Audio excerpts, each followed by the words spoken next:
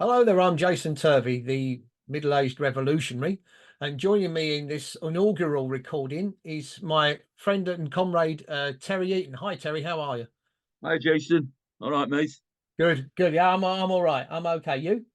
Yes, fine, Brilliant, fine. brilliant. Okay, so this is a very auspicious occasion because it's my first recording for YouTube, for my new YouTube channel. And what we're going to do something that we did plan to do a few months ago, but with one thing and another, we never quite got round to. We're going to do a book review. And the book we're going to review, we're going to do a chapter per episode, and there's five chapters, is Paul Embery's book, Despised: Why the Modern Left Loathes the Working Class. Book by Paul Embery. Paul Embery, if you don't know who he is a firefighter by trade. He's also a trade unionist. He's also a regular contributor to websites including Unheard. He also makes regular appearances on GB News. He's someone who I've been following for some time. And in 2021, he published Despised. And my story with regards to reading the book was that I got it as a Christmas present in 2021. Managed to read the book in about 4 days over the Christmas period. And Terry, when did you first read the book? After you recommended it to me. We were in the WPB.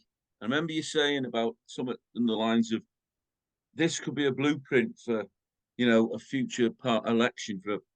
And I read it. I bought the book and I read it. And like you, it was easy to read, and probably the same. It's probably a week, and I thought, yeah, this is good stuff. It's only later on when you look back after having read it, and you think, I would say that after doing an in-depth study, really, of the Labour Party and its history, following us leaving the WPB and other things, and to sit back and then look and say, well, let's have a look at this Labour Party thing and look at the book again. I believe the book is wrong in that not only have the Labour Party not represented the working class for the last 30 years, I don't think they've represented them since their inception. Yeah, absolutely. What I remember saying back in 2021, maybe even early 2022, when I first read the book, I remember because we were both members of the Workers' Party of Yeah. Britain. I remember saying to people at the higher end of the party, I believed at the time that Mm. that book was a blueprint for any working class based party to re-engage with the working class and perhaps find electoral success. Now, that was late 2021, early 2022, Mm. when I begun what has become a 4 and a bit year journey, thanks to COVID for a lot of the time, because it gave me the opportunity to do a lot of my reading and develop my understanding about the world around us. And I think COVID should have opened a lot of people's eyes about the way the ruling class conducts itself with regards to the working class. Absolutely. And I find myself in the same place as you, Terry. My conclusions I got from Despised when I first read it are completely different to the ones I have now. Now, that's not to say that there's not a lot in this book I agree with. There is quite a lot in this book I agree with. I think Paul Embery makes a lot of very good points in this book. However, there are some things regarding his conclusions on the future of the Labour Party in particular Mm. that I do have some issues with. And I think that reflects, for me, my view of Paul Embery himself. I find myself agreeing with him on a lot of subjects, but I also find myself rather violently disagreeing with him on the Labour Party, because he holds the view that the Labour Party is the best thing in Mm. terms of a political party for the working class. I'm inclined to agree with you, Terry. I don't think it's been that way for decades. But it's interesting to read a book again Having developed my understanding, like you've done your own study, Terry, I've done a little bit of it myself. Obviously, I found myself politically moved away from the Workers' Party of Britain, moved into a new party now, and it's interesting to have a different reading of the same book, you know, within about 2.5, 3 years, isn't it? Yeah, definitely right. I agree with you. Totally agree with you there, Jason. Yeah. Okay, so excuse me. So what we're going to do, as I said, 5 chapters. We're going to do 1 chapter per episode. But what we're going to do for our first episode is do the introduction to the book as well as chapter 1. So let's have a brief overview of what the introduction sets out. So in this introduction, Paul Embery sets out the problems which have beset the Labour Party and of how unanchored it has become from the British working class. So the introduction begins 12th of December 2019, which was a day that most of us will remember very well, because it was the day that Brexit sunk the Labour Party at the general election. It was a pivotal moment for all kinds of people for all kinds of reasons. But the Conservatives basically swept into power on an 80-seat majority. The Red Wall, which was something that didn't even exist before that general election, collapsed. Some of these seats that have been in the hands of the Labour Party for almost 100 years were gone. They were taken by the Conservatives, and it was Labour's worst electoral performance since 1935. And with it brought an end to the Corbyn project, which, to be fair, had been floundering for months prior to its collapse at the end of 2019.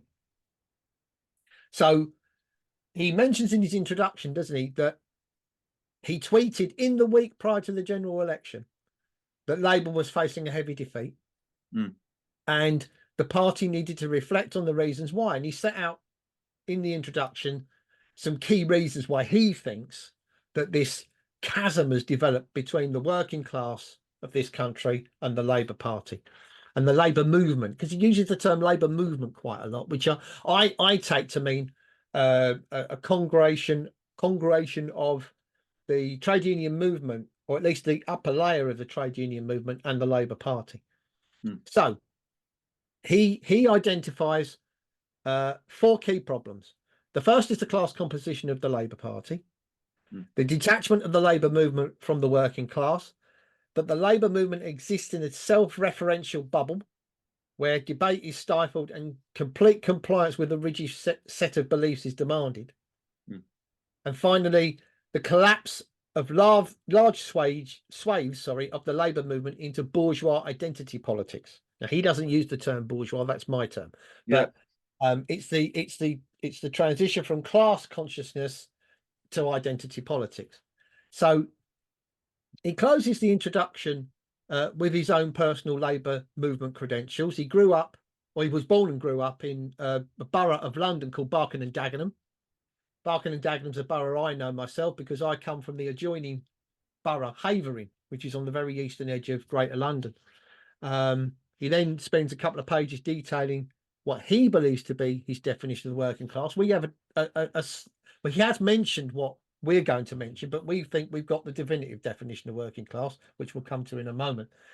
So we'll go through the introduction, and we've gone through it together. We've got some highlights that we'd like to share. So the first quote is, and you've already alluded to this, Terry, but I'll read the quote as follows: "The rupture between the Labour Party and the working class was an accident waiting to happen, and one which it didn't take unique powers of observation or exceptional political wisdom to foresee. It didn't begin with Jeremy Corbyn's election as leader. In fact, it had been brewing for the greater part of 3 decades, during which the party had swallowed the poisonous brew of social and economic liberalism, intensifying significantly in the second half of that period." Now, I believe the high point for the Labour Party and its engagement with the working class was 1951. That was the general election in 1951, where the biggest proportion of the working class supported Labour. And as it was, Labour lost that election. and Winston Churchill's Conservatives returned to power. Now, I think it's been at least 70 years in the making. Now, you think it's a bit longer than that, don't you, Terry? I do. I think it's from right from the very beginning. I think that those Attlee years have been flannelled over by the Labour Party and by the system, basically, have said, let's go back to the halcyon days of Attlee, who was prepared to send scabs in to break strikes in those years. So let's not be thinking about that Attlee was some kind of nice guy. And when Keir Starmer says, and I have seen this quote today online, actually, by one of our colleagues. He says, when Keir Starmer says he's going back to the days of Clement Attlee, he's right. That man will use strikebreakers, will use scabs to do anything to destroy the working class movement in Britain. I believe. Worse than Blair. Worse than Blair. Yeah, he's got everyone on his side now. He's got everyone on his side. Even the union leaders are terrified. Yeah. Well, they've been terrified for years, but I think they've got no control over what the party does. So why is Sharon Graham saying, "Oh well, but we'll still stick with Labour"? We just threaten them with, we're going to put the feet over the fire. What a load of bollocks! Well, that's as I mean, just to go off topic slightly, talking about Sharon Graham. Yeah, sorry about that. Sharon Graham is the manifestation of the blowhard trade union leader who will threaten, or as strong a threat as she can make is say, well, we'll put their feet to the fire. No, they won't. Everyone knows they won't. Everyone in Unite knows they won't. They will not put their feet to the fire. The only threat that Labour understand is having their funding withdrawn. Now, as I said in the article I last posted on the Middle-Aged Revolutionary website about Sharon Graham, the amount of money that the trade union movement puts into the Labour Party stands at about £6 million a year, which is only about 25% of the complete pot of donations. But it's still a sizable amount to withdraw. But the rest of the trade union movement, who are affiliated to Labour, only one union in the last 5 years has disaffiliated from the Labour Party, and that's the BFAWU, the Bakers Food and Allied Workers Union. A very small union, about 14,000 members. Absolutely everyone else has remained completely servile to the Labour Party. And you alluded to it earlier on, Terry. The Labour Party have dined out on that 6-year period from 1945 to 1951 for the 73 years since. Yep. They will have us all believe that the Labour Party gave us the National Health Service and nationalised the 20% of the economy by a stroke of their pen out of pure generosity. It was complete kindness that gave us those things. But the actual historical reasons for those actions that Labour did in terms of nationalising that much of the economy and bringing about the National Health Service were a number of factors, including the presence of the Soviet Union, an organised working class returning from fighting the Germans in World War II, and the fact that the Americans lent this country billions of pounds to pay for it all. And those are the three key reasons. So anyone who's saying that we can somehow rekindle that little 6-year period that the Labour Party have dined out on for the last 70 years is deluding themselves. None of the things that brought about that transformation exist anymore. The Americans aren't going to lend us billions of pounds. The Soviet Union's long gone. It collapsed in 1991. And there's no great collectivization of the working class in any way, shape or form that could press the government into doing any of these things. We look at the Labour Party as, I think we both agreed on this quite some time ago, it was a bit of a busted flush, the Labour Party. Obviously, our understanding of what should come in place of Labour Party has sort of expanded into perhaps we need to do something instead of bourgeois democracy, full stop. But yeah, certainly what Labour did in those 6 years didn't come without a price to the working class. The working class ended up paying for a lot of the things that they did, and also what they gave then, they would claw back as soon as they gave it. They wrote as I've said before, and it's an example over the post office. As soon as the ink was still wet on the paper, they were trying to get change the agreements over. So they knew, well, we'll give it up now, shut them up. There's a load of guys come back from fighting in the war, probably brought loads of arms back with them, and such as this, looking at, the Soviet Union and thinking, we can't have this. We can't have these militants, running around with Yeah. guns. Yeah. And so let's give them this. So the people are happy. But they Yeah. claw it back off them. Absolutely. Clawing it back off them. Yeah, absolutely. And the influence of the United States in making sure that there wasn't anything resembling a revolution in Western Europe is there, because the Americans bailed out Britain to the tune of billions of pounds. They bailed out, obviously, West Germany as well, for the same reason. They didn't want to see communism spread beyond the Berlin Wall, or where the Berlin Wall ended up going. Yeah. They didn't want that spreading across Europe. And it's important to remember that Labour is, whatever people might think of communism, they're a deeply anti-communist party. Yeah. They sent young men to the jungles of Malaya to fight communist insurgents, for want of a better term, in Malaya. And that was at the behest of Clement Attlee, wasn't it? Yes. And they've done the same. They've agreed with the same. What about the Mau Mau in Kenya? Yeah. What the atrocities that they've done there. The French have done the same in Algeria. They're all blood soaked. They're all blood soaked. Absolutely. And people need to know this. And to be honest, I mean, we'll touch on it later. So I won't say too much on that. But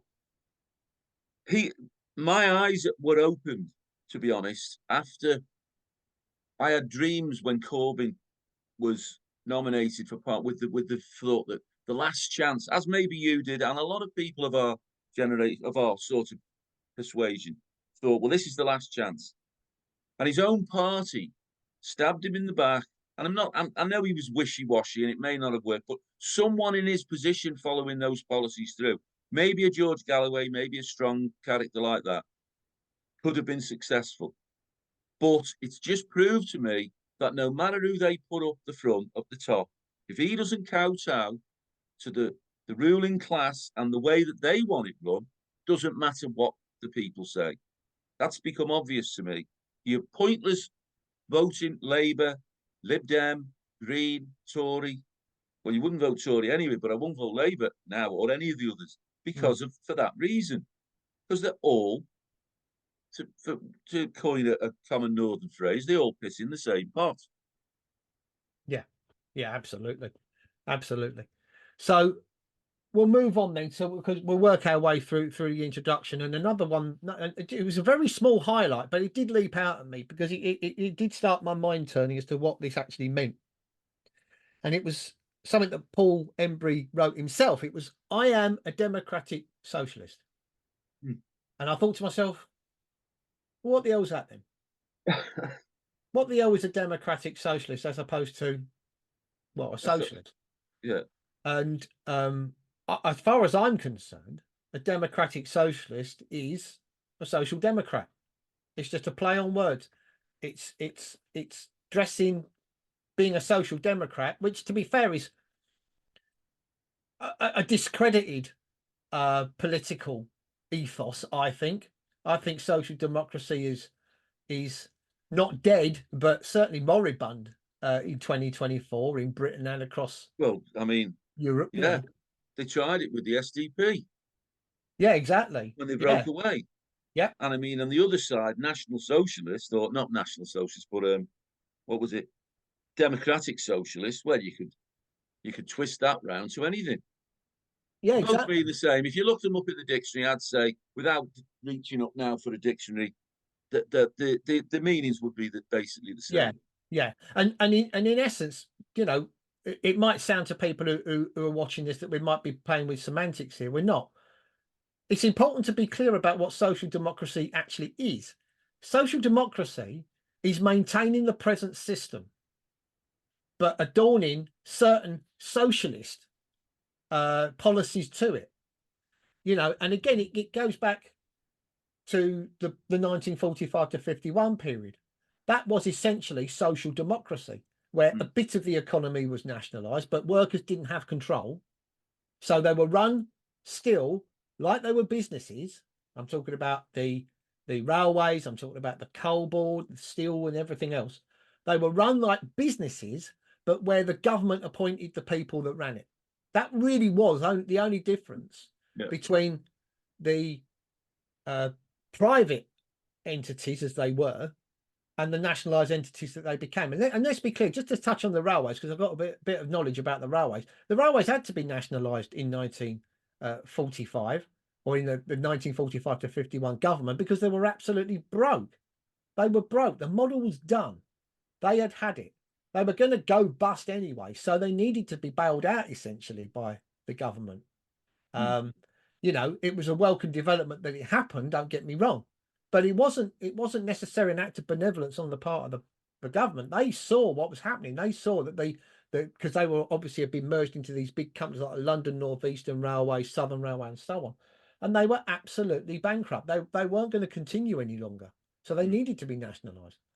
But the problem with social democracy, as we get into late stage capitalism, which is a phrase that seems to be getting more and more used these days, is that it's much, much harder to make any sort of reforms, even the ones like the Labour Party did in 1945 to 51, isn't it? I mean, you look at the Labour Party today, you know, umming and ahhing about whether or not they can nationalise the electricity companies, whether or not they can nationalise the gas companies, umming and ahhing about whether they can nationalise anything.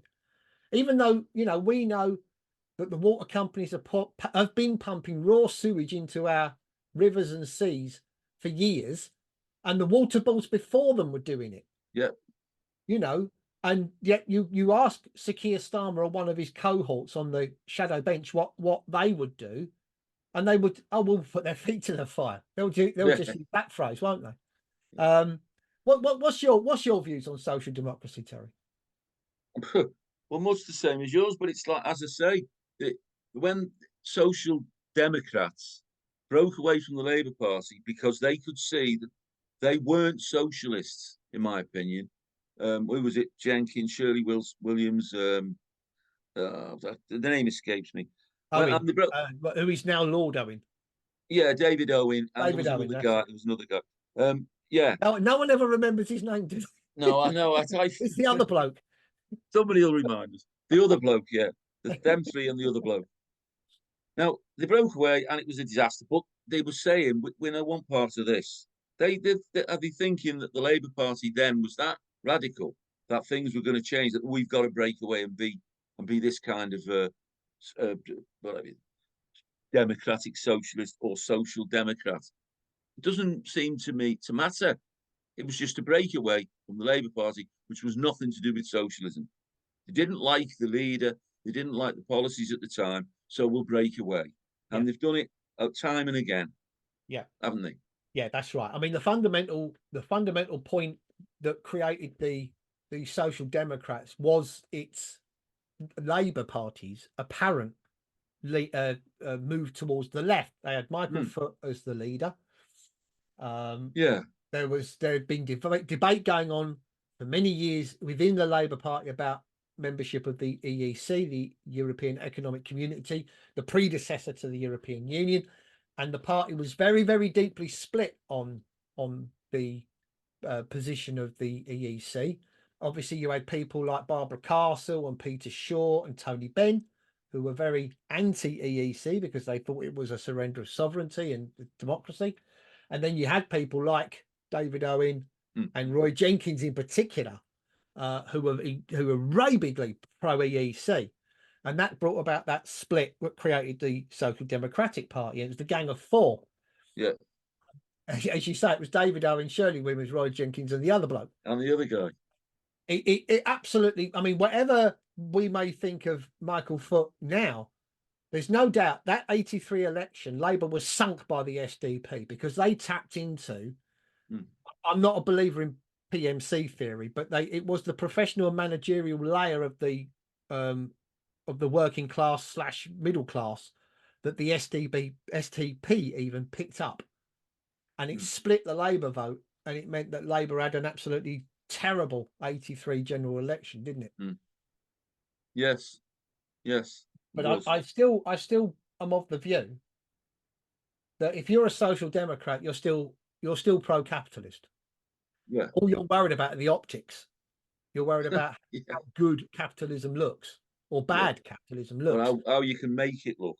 Yeah, exactly. Yeah. And the other thing, just before we move on to the next little passage from the book, it's not just the 45 to 51 period that people make the mistake of thinking we can rekindle. I would argue it's the 45 to 65 period, the post-war consensus, the post-war boom. And what people who are big advocates of that period will highlight is the fact that there was nigh on full employment, the building of the welfare state. There was a huge amount of regeneration going on in many areas of the country because there needed to be, because a lot of it was flattened by the Germans. But it came to an end, and what people don't understand is it didn't come to an end because the government decided that they were done with it and they wanted to move on to something new. It was because the rate of profit hit zero in 1965. And it was then that the government decided that in order to restore profitability, the only thing it could do was to go after the working class. And that's what the government then did. And so began a sort of 15-year class struggle between the ruling class and the working class all the way through the end of the 60s into the 70s, where it became very bitter. And obviously you were involved in the builders' strike in 1972, so you know what I'm talking about. But we had two minor strikes in the 1970s, one of which arguably toppled Ted Heath's government in 1974. We had the winter of discontent. We had one strike after another going all the way through that period. And you know, to anyone who says that the post-war 20-year period, 45 to 65, could ever be restored, it can't.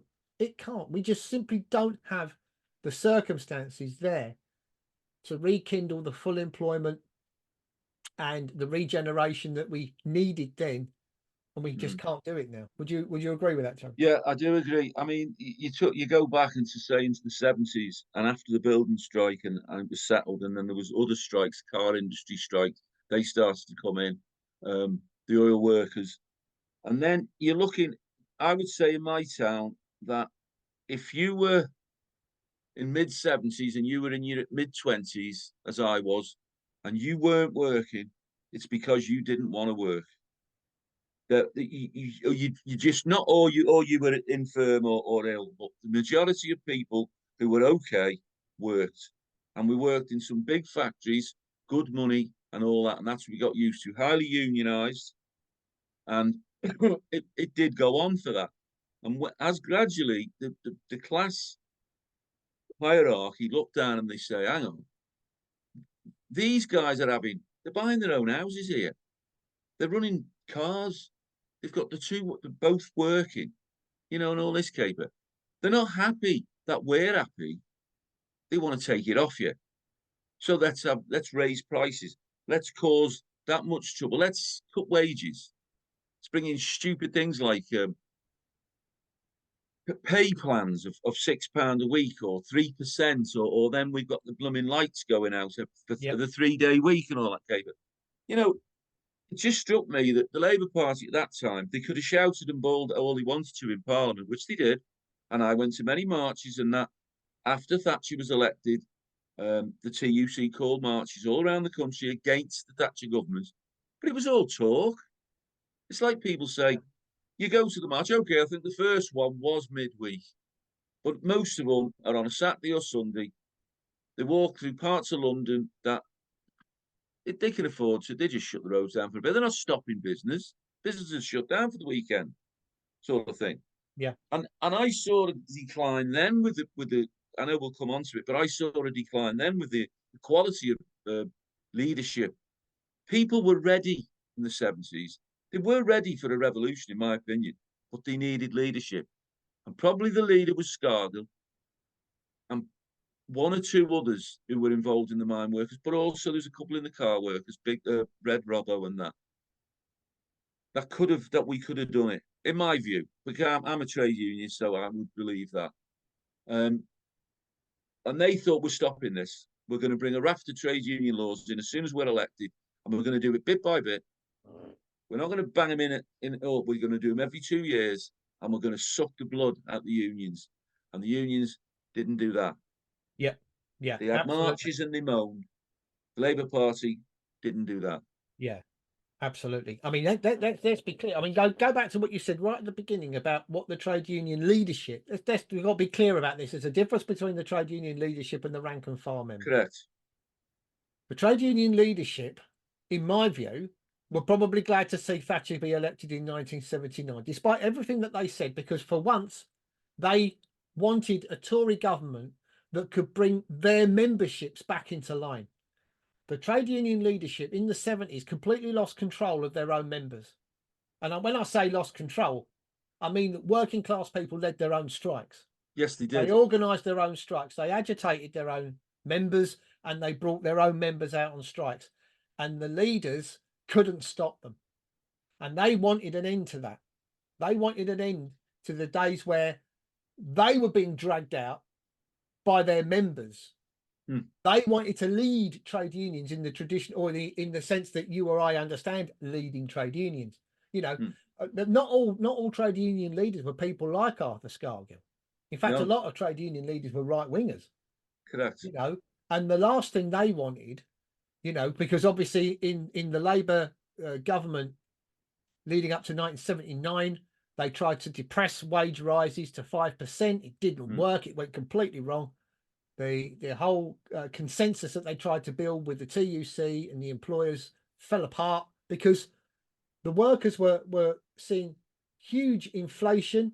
There was stagflation as well, and they couldn't put food on the table, so they were demanding bigger wage increases. And they slipped from the leash of the trade union leaders, and they wanted that control back. And they got that control back through Margaret Thatcher. They did. Yeah, they're absolutely correct. They did. And we knew it. And we've argued about district officials coming down and saying, well, we can't do anything, boys, because, you know, these are the laws. They hid behind those laws. Yeah. And they've been hiding behind them ever since. Absolutely. Yeah. They've never once, none of the Labour Party, not with the exception of a few, have ever asked in Parliament or demanded in Parliament repeal of those anti-trade union laws. And they're not even saying it now because they know it keeps the workers in tow. Yeah. Keeps them down. Absolutely. And any party that wants to be elected in this bourgeois system has to be pro-business. And if you're going to be pro-business, you have to be anti-trade union. Definitely. That's the way it works. Okay, so we're still on the first page here. We'll have to play through this. Oh, we'll be here till midnight. So I'll just pick up another quote that I thought was interesting. He said, and I quote, "We have a new national religion, liberal wokedom, and anyone who blasphemes against it can be expect to be vilified by its high priests and followers.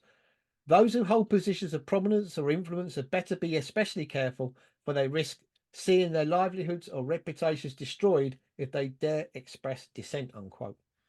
And to me, I think liberal wokedom and being woke and all those phrases, they're a bit worn out now. I think they're often overused, but I think what this is, and what I think Paul Embery's captured here, is not so much that people have just adopted liberal wokedom. It speaks to the class composition of the people that we're talking about here. Senior levels of the left are not working class. They're not. They're petty bourgeois. They're middle class people.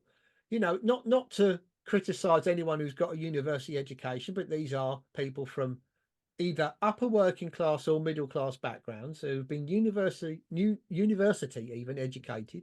Yeah. You know, they're not from a working class background, are they? And it also speaks to the complete lack of class-based political education in the Labour movement, including the trade union movement. Yes. I mean, if you look at the Labour Party, and I've been a Labour Party member on 2 occasions, what would that be, for a total of about 12 years? Zero education, nothing at all. They don't want their members to understand anything. No. Really. No. Just come out and canvass every now and again and do a bit of leafleting and maybe go to a CLP meeting or something else. But the That's the Labour Party. But the where I would criticise more is the trade union movement, who abandoned their education. They will educate their reps, but they'll educate their reps into caseworkers, not class leaders. Yeah. And the education that the trade union movement offers its rank and file is practically nothing, isn't it? It is now. It wasn't the same when I was a young shop steward going on courses in Liverpool, and TUC courses and T&G courses in Transport House. They were run by guys who were proper. They'd come off the docks. They'd come off being wagon drivers. They were workers. They hadn't come out of a university who'd as you say, not decrying anyone that does that. But when the person standing in front of you telling you about working class ethics and union rules and what you need to be doing, and you think, well, has this guy ever actually done any of this? He's telling us out of a book. Well, I could do that, but I've actually been there and done these jobs. Yeah. And I'm looking at him thinking, I know more than he does. And he's a tutor because he's gone to uni to study law or politics. Yeah. And then he's found himself a niche with the TUC as a lecturer. And then he's gone on for the rest of his life. I know one tutor not far from me. He's older than me. He's been lecturing TUC all his life, but for the TUC. Probably not now. He'd be retired many years, but he's lived a good life off it. Yeah. Giving bullshit to shop stewards who didn't know any difference. Exactly. Exactly. So you need to be accused by the management of allowing politics to interfere with your trade union activities, to know that you're doing right, as I was in the early 70s in the oil industry. You know, complaining to the union official, we've got a shop steward here, he's fucking renegade. He won't listen to anything. He just wants to take people out. I didn't just want to take them out. I wanted them to be given the right thing, the right pay, Yeah. not to be shit on by people, and to get it right. And in the end, we did. But then, as time goes on, and I left, and it just gradually dwindles away and goes down into nothing. The Thatcher laws didn't help, and the other things that came after, and also poverty, came in, and the threat of poverty, redundancies, the shutting down of big companies like Shell, who was still going in a small but owned by SR, Steelworks, Tata. Yeah. The work at the place I worked is completely shut. It got took over by BP, but they shut it down in the end because they can make more packaging stuff abroad than they can here. So exactly. Yeah. Yeah, you're right. You're absolutely right. And like I said, this layer in the trade union movement, obsessed about getting degrees and going to university and going to Harvard, dare I say. And you would be forgiven for thinking it's more for their self-improvement, not the improvement of the people that they're paid to represent, isn't it? absolutely. Yeah. And it is. And it is. Yeah, I think it is. Yeah, exactly. Exactly. Yeah, Well, look, I mean, let's be honest. I mean, my experience of paid organisers in the trade union movement is they're hired hands. They don't really care what union they end up with. And if they've got transferable skills and things like degrees and other letters after your name and things like that, they hold you in good stead. If you find yourself falling out or being made redundant perhaps by your trade union, you can find another one. It's very little loyalty in the trade union movement for bureaucrats. They'll particularly in the organising there, they will just go where the work is. Yeah. That's my experience at least. Yeah. So let's move on. So staying in the introduction, I'll do another quote for you, Terry. The modern left and the working class generally inhabit separate worlds and are motivated by conflicting priorities. The fact that at the 2019 general election, after nearly a decade of Tory-imposed austerity, so many working class voters were willing to place their faith in a Tory party led by an old Etonian instead of the party that was considered to be their natural home, that's in inverted commas, natural home, is a stark reflection to the extent of this estrangement. Now, do you believe, Terry, that the 2019 general election result was caused by an estrangement between the working class and the Labour Party? Well, the result, obviously, because we didn't expect that walkover, did we? No. But having said that, I think Embery was correct in saying that he tweeted before, and some people have been thinking, you know, if things don't change, then these people are going to turn around and they're going to say, we've had enough. And it's just something that I think you mentioned it later on, where people have said, but they're all the same. They're all the same. Mm. But the thing is, I realised by when I read that, by that comment, by that woman, she was hearing on the doorstep that they're all the same. I know it's later on, but I was hearing that in the 80s when I was advocating before Blair, before the late 70s, when I was advocating, you know, vote Labour. Let's get a working party in. Still thinking in your mindset, because you're trade unionists, get the Labour Party in. We're going to get all our the way we want and everything. And people were saying they're all the same. Why didn't I listen then? And now you look back in hindsight and you think those people knew more than me. Mm. And they're the people that now have come, or their sons maybe have come now and said, no, you've shat on us for years and years and years. You've dismissed us. You call us out every 5 years, make us go to put an X in a box to agree which other despot we're going to have for another 5 years, and then put us back in the box, and you don't want to know. I've seen one councillor walking around here, leafleting. I haven't seen him for I haven't seen him since the last election, and we haven't had a local election on this area for over 2 years. But he's out because they want us to all run around the school and put our votes in. Yeah. Well, it won't happen. And that's what happened here. People turned around and said, no, basically, F you, we're not doing it. If you look at the places that actually fell and the percentages of like working class areas, you know, I mean, Bolsover, for Christ's sake, Dennis Skinner, exactly. Blythe Valley, man, yeah. And Wrexham. Paul Embery mentions Blythe Valley and Bolsover amongst others in the book, doesn't he? Yeah, he does. And that, but you look at these are Wrexham. It's a poor area, and they didn't vote Labour. They returned because they've had enough of lies and deceit, and that's what it boiled down to, in my opinion. So yeah, in the respect that none of the parties give a shit about the working class, then yeah, that culminated in a rebellion. But I don't think it makes any difference whether Corbyn said he was going to give us all free internet or not. No. They'd seen things happening and they'd been complaining about them for years and years, and nothing was done by anyone. So they said, bollocks to you. Yeah. And exactly.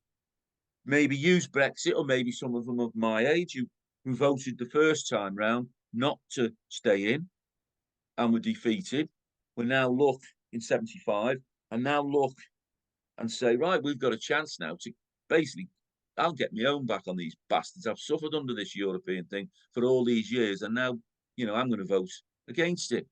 I'm not a right-wing, rabid racist, but that's what they say we are. The Ramoners that I know, most of them are Trotskyites, but the Ramoners that I know on the Trades Council and stuff like that, they think I'm some kind of oddball. How can I be a militant sort of communist type guy when I'm a right-wing fucking racist because I voted for Brexit? I'm not an anti-Semite. It's a fucking shot and all this caper. Well, that's what they say because they want to shut us down. Yeah. Because it just proves the point that because we choose to vote, to cast our vote a particular way, those that think they know more, the better educated than me, perhaps they've been to a university or whatever, but I've had the education of life that they may not have had, and they don't think I'm entitled to tell them what to do, whether it's by ballot or not. I'm not entitled because I'm not clever enough. Mm. That's what it boils down to. Yeah. To me, they think I'm a thick twat, and I shouldn't have any say in what goes on. Vote us in, we'll sort it out for you, son. You just go back in your box for another 5 years. Yeah. Exactly. And we'll still keep taking away your benefits, or we'll keep, doing whatever we do to you. Yeah, that's my view. Well, I just put two words as a note against that quote, and I just put because Brexit. And I think one of the things that perhaps is missed is, and I know it's a bit of a worn out turn of phrase, but were I think it was something like 2,500 votes. If 2,500 votes would have fallen in the right place in 2017, Jeremy Corbyn would have been elected and would have been Labour Party would have been around majority that government, and Jeremy 2000 Corbyn would odds, have been Prime Minister. Now, the important thing to remember is 2017, the general election was the point at which the Corbyn project was on borrowed time. A number of reasons. The first was that Theresa May's government was completely disorganised. They were cocking up Brexit, good and proper. And as it was, Theresa May wasn't even in favour of Brexit. She's basically a liberal, so she would have been all in on the European Union. But she was trying to negotiate, or her people were trying to negotiate an exit that she didn't necessarily want. Now, the 2017 Labour manifesto made it very clear that they would respect the referendum. And that really was it. That's all the manifesto said on it. Now, go forward 2 years, having all the prevarications that was taking place in the Houses of Parliament, the House of Commons, and so on. And it is my view that all the blocking that Jeremy Corbyn and the Labour Party were doing in the House of Commons and the House of Lords stopped looking like they were trying to get a good Brexit for working people, and started to look like they were trying to stop Brexit. Yeah. And that was a big change. Then, of course, in September 2019, and it's a Labour Party conference that Paul Embery mentions in his book. I was at that. I was a delegate at that for my trade union at the time. And I remember distinctly, and I think I've put it in an article I wrote on my website, which was Sir Keir Starmer went up to the lectern, made a speech about a second referendum. There were whoops of delight all around me. And I was sitting next to a delegate, a comrade of mine, Sarah, and I just looked at Sarah. She looked at me, because we were both Brexiteers. We were both in favour of leaving the European Union. We looked at each other, and it was like, Labour's absolutely sunk. They've done. They're finished. They will lose the general election later in the year when it was going to come up, and they will lose it massively. And just to cover off, I mean, it might be covered in the book again, so at the risk of repeating myself, I remember distinctly a delegate. He was from a CLP. It might have been Wrexham. My memory fades over time, but he was very clear about what his constituents, the people who lived where he lives, have as contentious issues, and one of them was immigration. And he was talking about one of the things that brought about Brexit was wanting to control immigration and things like that. And I'm not joking. I don't know where Paul Embery was at the same time, but all the delegates around me were booing him, and they were calling him a racist. And it was then that I thought, these, being concerned about immigration is not in and of itself racist. But to describe someone who does share those concerns on a platform in front of hundreds and hundreds of other delegates, and to be called a racist, just goes to show where the Labour Party was and is. Yes. And I think it was that shaped the defeat in 2019. The fact that Boris Johnson, as educated as he is, and as a total buffoon as he might be, he had a very simple. He could have written his manifesto on the back of a fag packet. I mean, it was just, I'll give you Brexit. That really was all he promised. And I remember people who were active in the Labour Party at the time saying, well, it's not fair. We promised a free broadband and all this. And I said to people over and over again, you have prevaricated for the last 3.5 years on delivering Brexit, the Brexit that people voted for. Yeah. That's what the people are remembering. They're not going to remember about your free broadband and your energy and all this rubbish. They're not interested in that. They want what they voted for in 2016. And it was that culminated in their worst defeat, or the lowest number of seats, at least, since 1935. I'll move on to another quote quite a short quote, this one from the introduction. The party, that's the Labour Party. The party is now an organisation comprised largely of urban middle-class liberals, students and social activists. It is no surprise, therefore, that it is towards this constituency that its policies and pronouncements are most overtly aimed. And it's very difficult to make an argument against that, isn't it, Terry? It is, because it's right. It's absolutely true, isn't it? I mean, uh, you, I've been to more than a few Labour Party conferences, probably more than I'd like to admit now.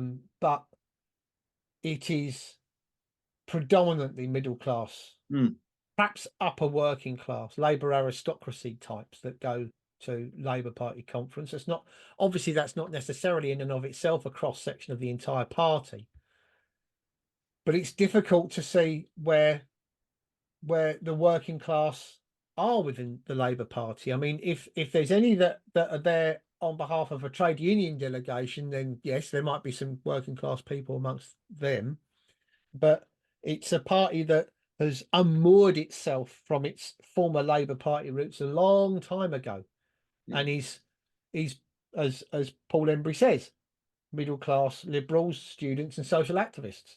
They're the bulk of the Labour Party these days, aren't they? Yeah, I would agree with that. Yeah, Yeah, definitely. absolutely.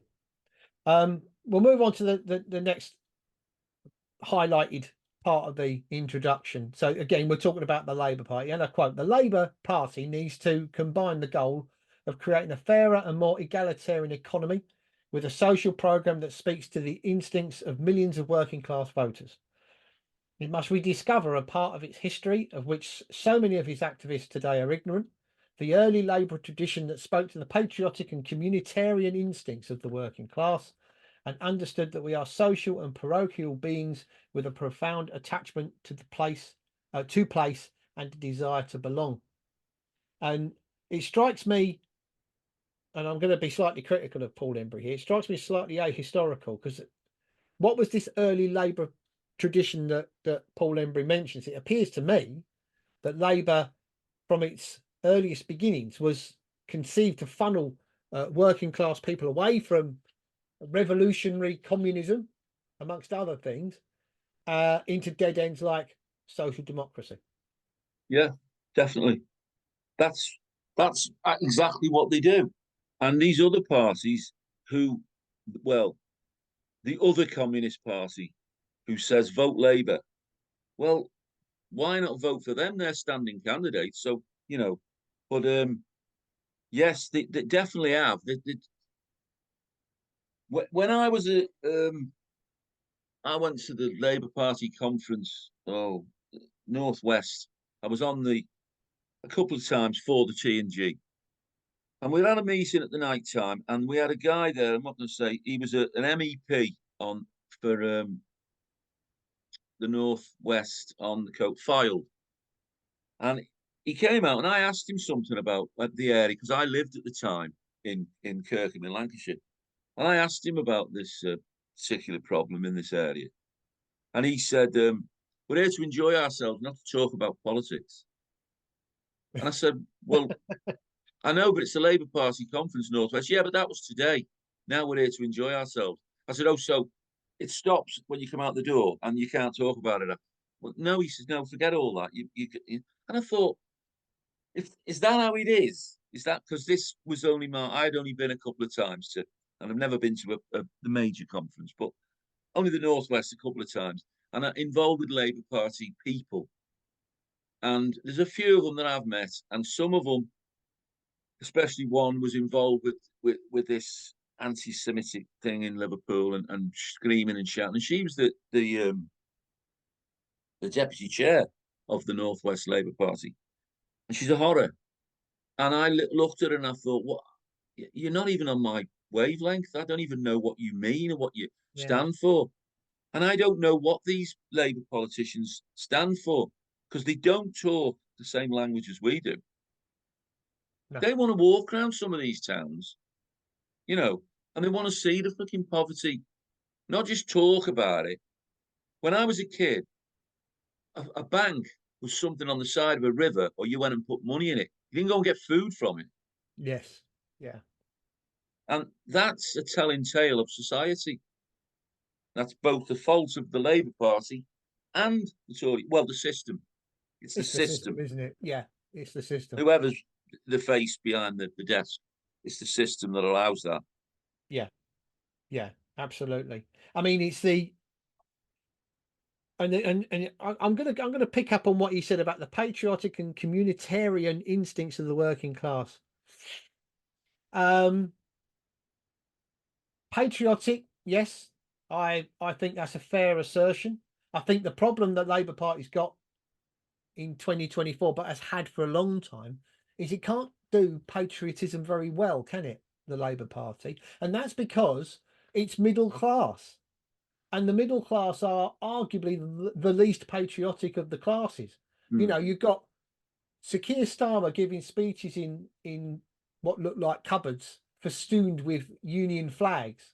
You know, and to be absolutely honest, the working class don't look at a Union flag and associate that with patriotism. They actually, especially if it's coming from the Labour Party, they see that as self-serving and insincere. They know they don't mean the patriotism they're trying to peddle at them. But I got stuck a little bit on Paul Embery's idea of communitarianism. Yeah. Because let's be honest, the ravages of late stage capitalism have meant communities as we know them are pretty much gone, aren't they? You know, capitalism expects us to simply get up, get ready, go to work, come home, stay indoors. That's it. Yeah, community wise, unless see, like if you lived on a housing estate all your life and you grew up with people, you see the older ones, you see them die, you see, you know, and the community that was at the start, where there was everyone was in each other's house and all that cake. But as other people move in from outside the area who don't know that type of what was it, rapport that was going on with these people, they can look to be aloof, and people do start becoming distant and thinking, well, I don't really know about them. They're not part of the what you know the infrastructure that we used to have. So I can see the communitarian, but it has gone, as you say, and the patriotism. Yeah, everyone. I mean, I was born in Wales. I want Wales to succeed if they're playing football or they're in sport or they've got a boxer going. You know, and I always will. Or the rugby's, I'll stand up to the anthem and stuff like that. And that to me is being patriotic.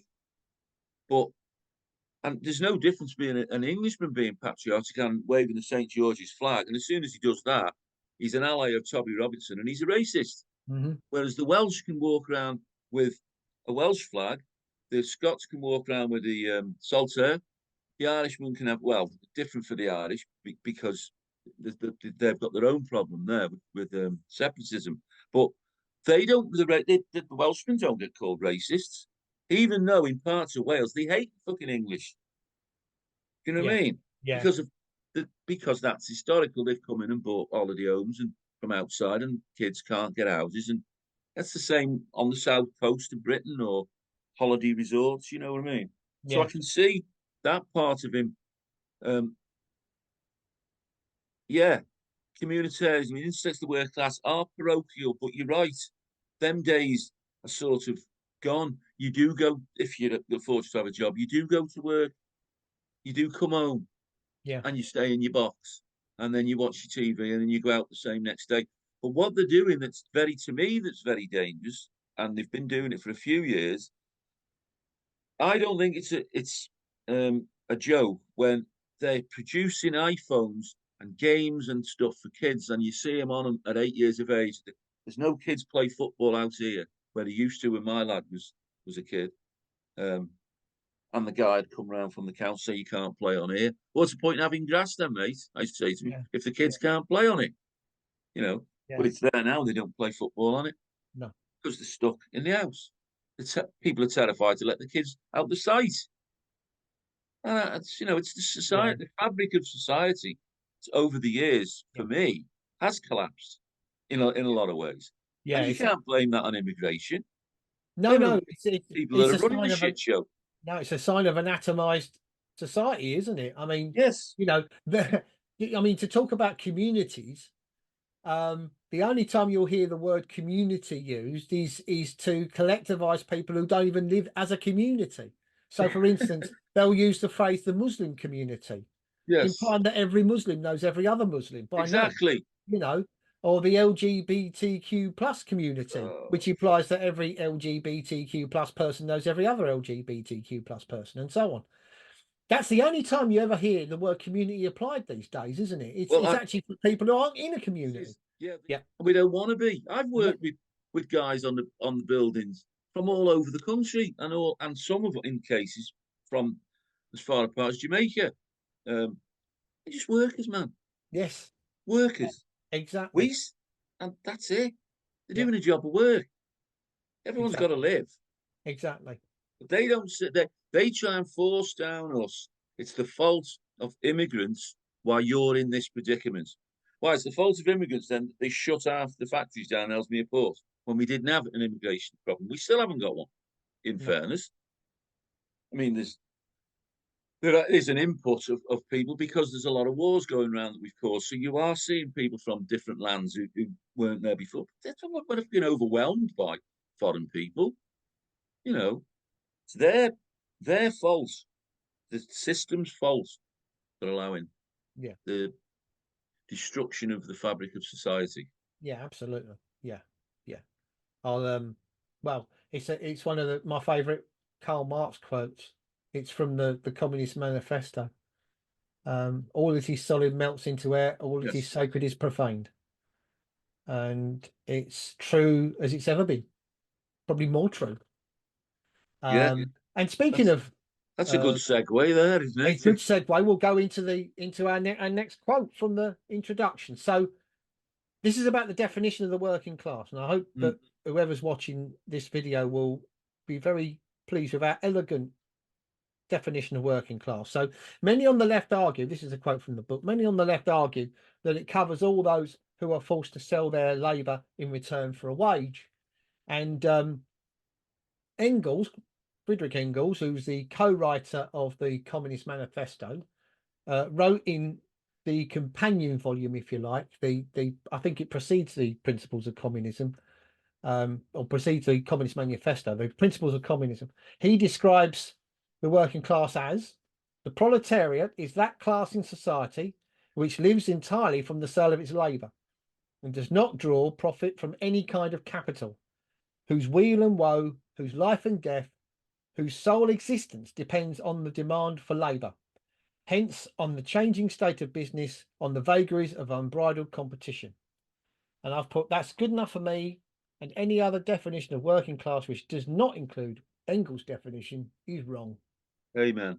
And I don't think I can say any more than that. And I think the critical thing is this: if you have a nice car on your drive and you've got a nice house and you live in a fairly decent area and you're still a couple of paydays away from disaster, you're still working class.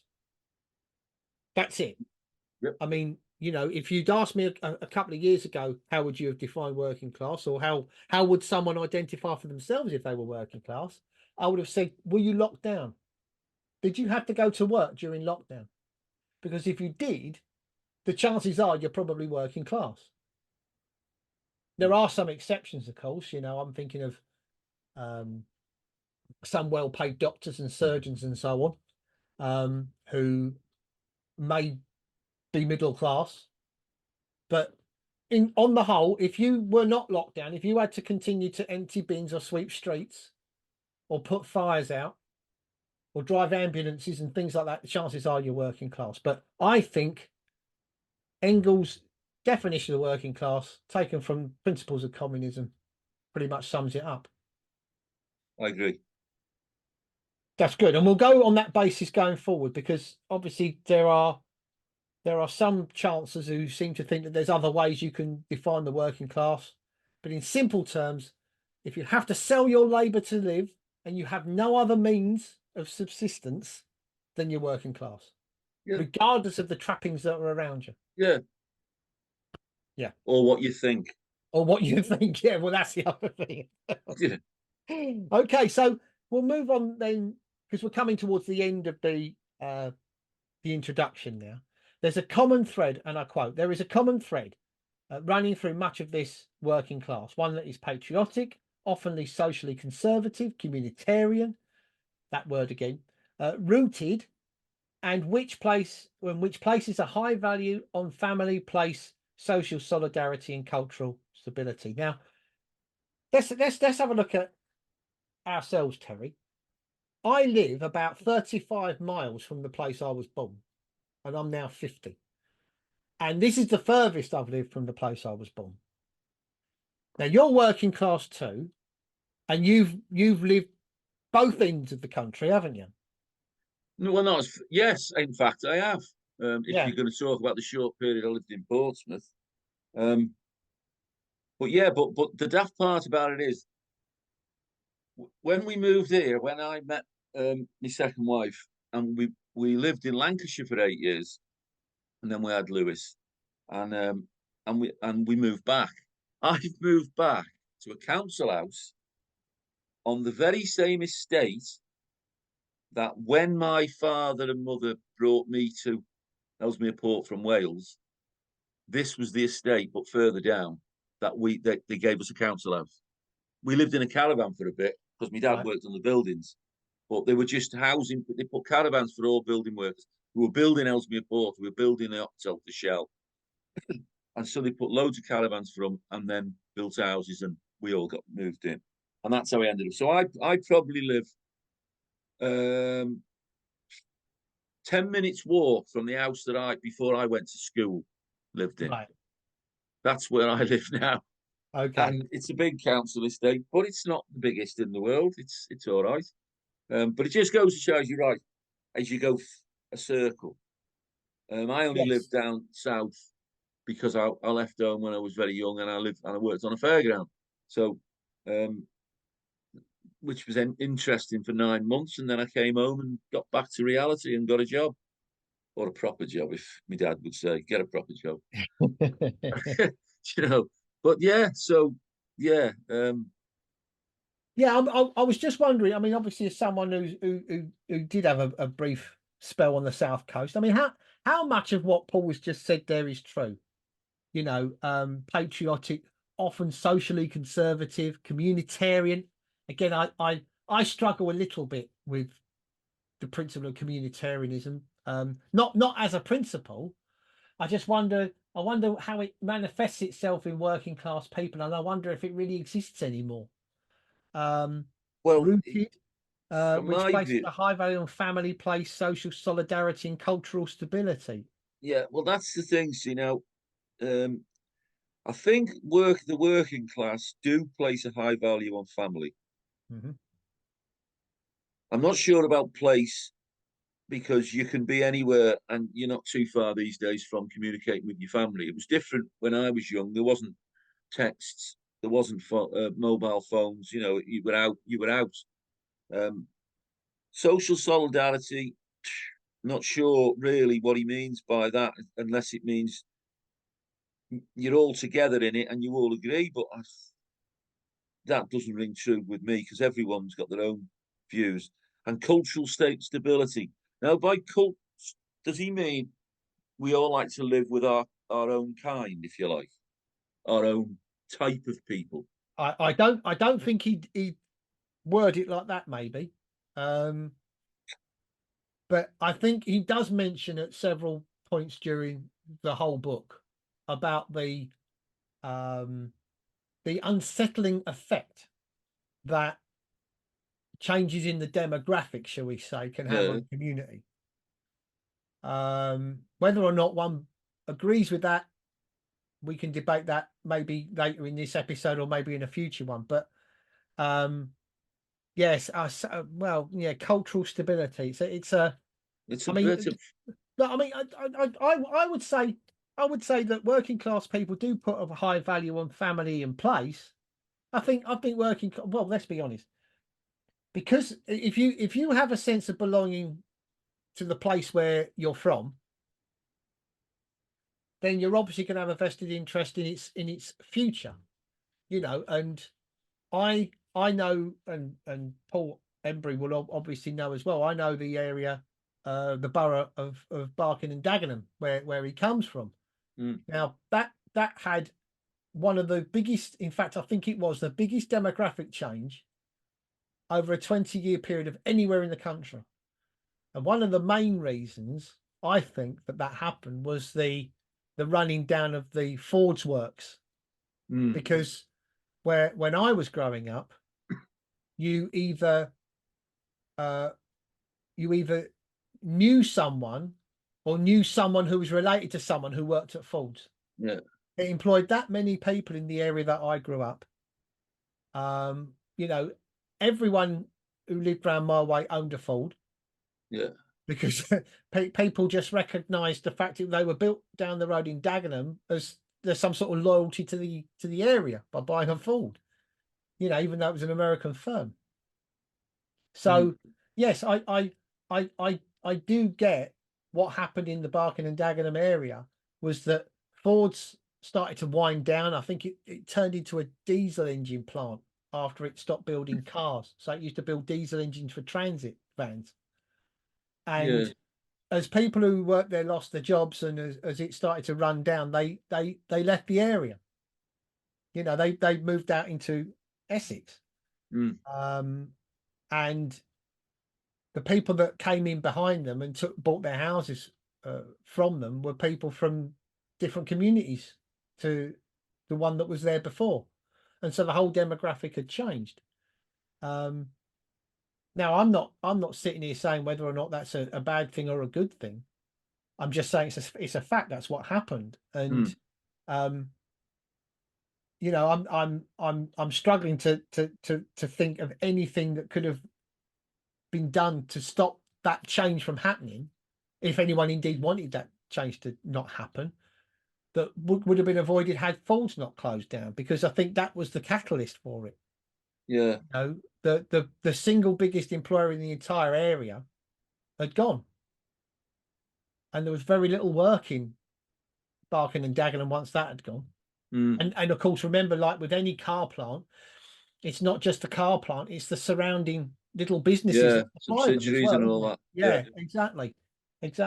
And it was that was fundamental in the change in the demographic in Barking and Dagenham, in my view. But we'll move on now. We'll move on to chapter 1. Chapter 1's called The Gathering Storm, and in this first chapter, Paul Embery outlines how, like in many working class areas, the people of Barking and Dagenham had been treated like cattle for years, abandoned, marginalised and ignored by the political class. Embery and others had been warning for years that this cycle of abandonment and marginalisation would break with a major working class revolt, which took place in June 2016 when the working class bloodied the nose of the ruling class by voting for Brexit. So in this chapter, Paul Embery uses the Brexit campaign to illustrate the huge cultural and political differences between the ruling class and the working class. And he also identifies the post-1968 period as pivotal in what he sees as the societal atrophy which came as a result of the movement. New Labour comes in for some criticism as well in this chapter, as is Tony Blair's now infamous 1999 speech on the forces of conservatism, a broadside at the working class and the trade union movement for their resistance to free market capitalism. So we'll look at chapter 1 now, and the first highlight that leapt out at me, the first that got first of many tabs, look, all of my tabs in my book, was Matthew Parris. Now, Matthew Parris is a former Tory MP, presented Weekend World. He took over from Brian Walden. It was on Sunday lunchtimes on ITV at the time. The sneering derision of these elites was summed up in the words of Times columnist Matthew Parris after he paid a visit to Clacton-on-Sea, a town in the headlines now because Nigel Farage is running for MP there. So he said this in 2014. Quote, "Clacton is going nowhere," Parris opined. "Its voters are going nowhere. This is Britain on crutches. This is tracksuit and trainers Britain, tattoo parlour Britain, all our yesterdays Britain. As if maligning them mercilessly were not enough, he went on. I'm not arguing we should be careless of the needs of struggling people and places such as Clacton, but I am arguing, if I'm honest, we should be careless of their opinions. And that was Matthew Parris basically telling the working class to do one because they got the vote. And by way of information, for those of you who don't know, the Clacton constituency includes an area called Jaywick. And Jaywick, which is named after Jaywick Sands, which is a quite beautiful beach, not far from where Jaywick is one of the most deprived areas of Britain. Yeah. A lot of people who live there live in what were once prefab holiday homes. And that is incredibly poverty stricken. I mean, it really is very, very down and out an area. You know, quite unlike what you'd expect, having, you know, seen the rest of Clacton. But it is, Clacton is a typical British seaside town. You know, a lot of its guest houses have got people who are looking for somewhere to live, and the council can only place them there. I know my own council, a Braintree Council in Essex, houses some of its residents in guest houses in Clacton. I know it was covered in a documentary that I saw on the town of Clacton and Jaywick. Yeah, I saw that.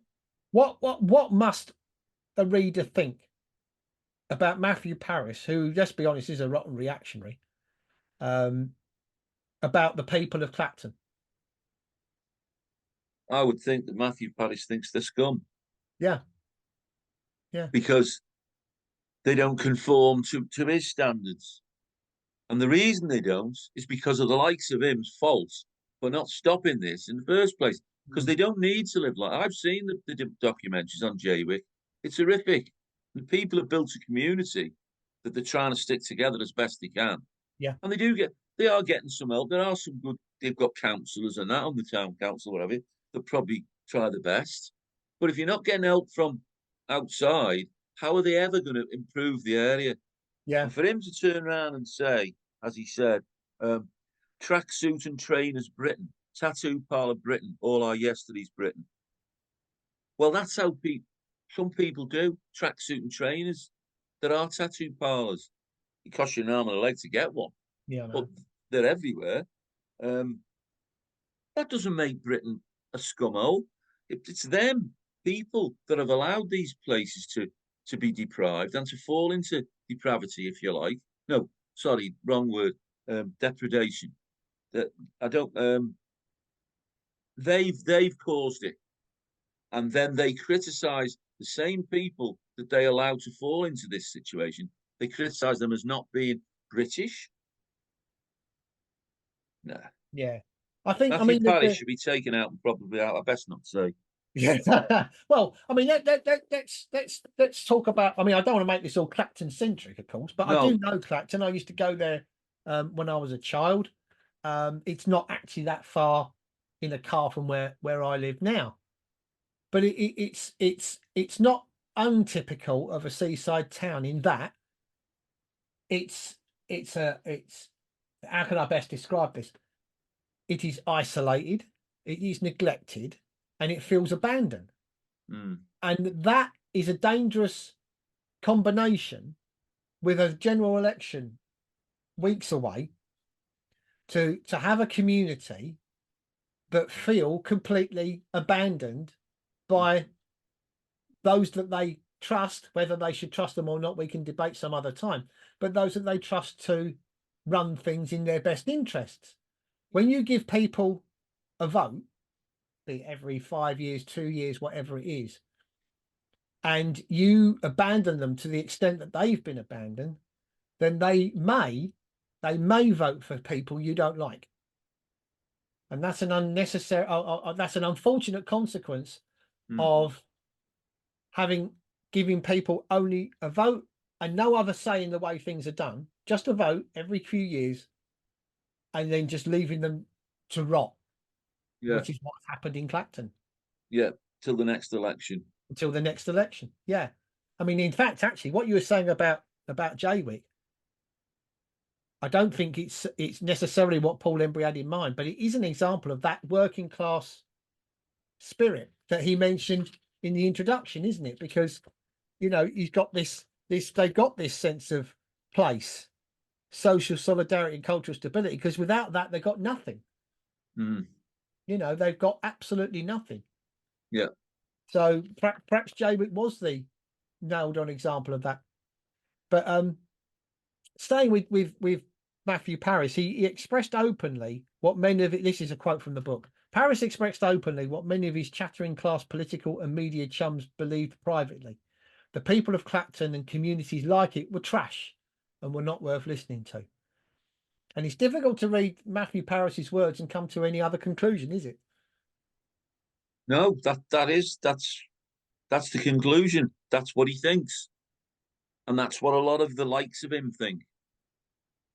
Yeah, yeah, it is. And it's, I mean, let's be clear. We're not singling out Matthew Paris because he's a Tory. There are No. liberals of all colours, be they Tories, Labour, Lib No. Dem, call it what you want, all hold similar views to Paris.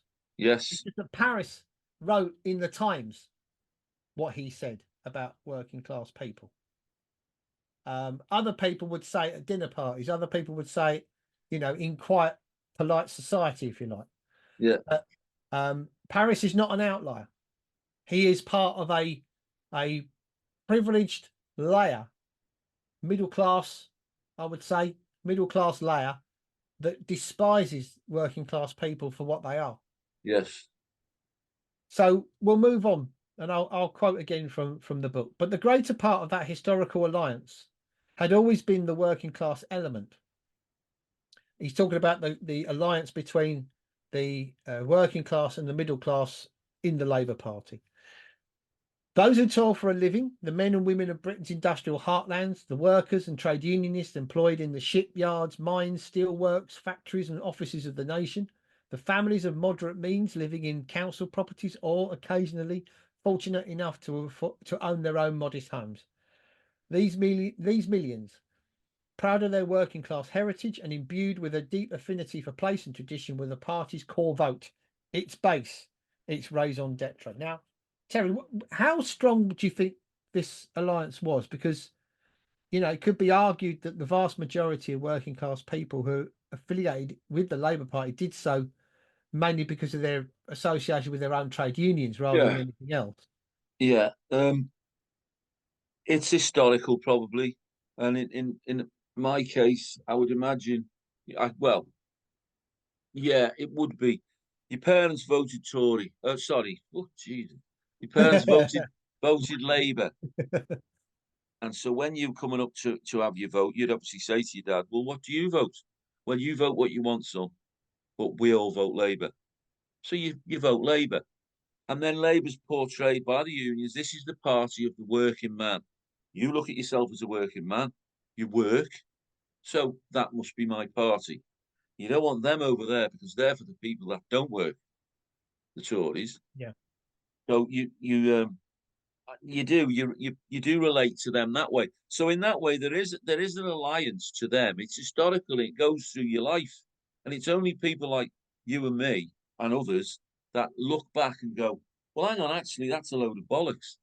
What we've been told or what we've been brainwashed to believe, and we have over the years believed that it was our party, when in truth it hasn't been. But yeah, yeah, I'd say to who you affiliated with the Labour Party was because of your trade union.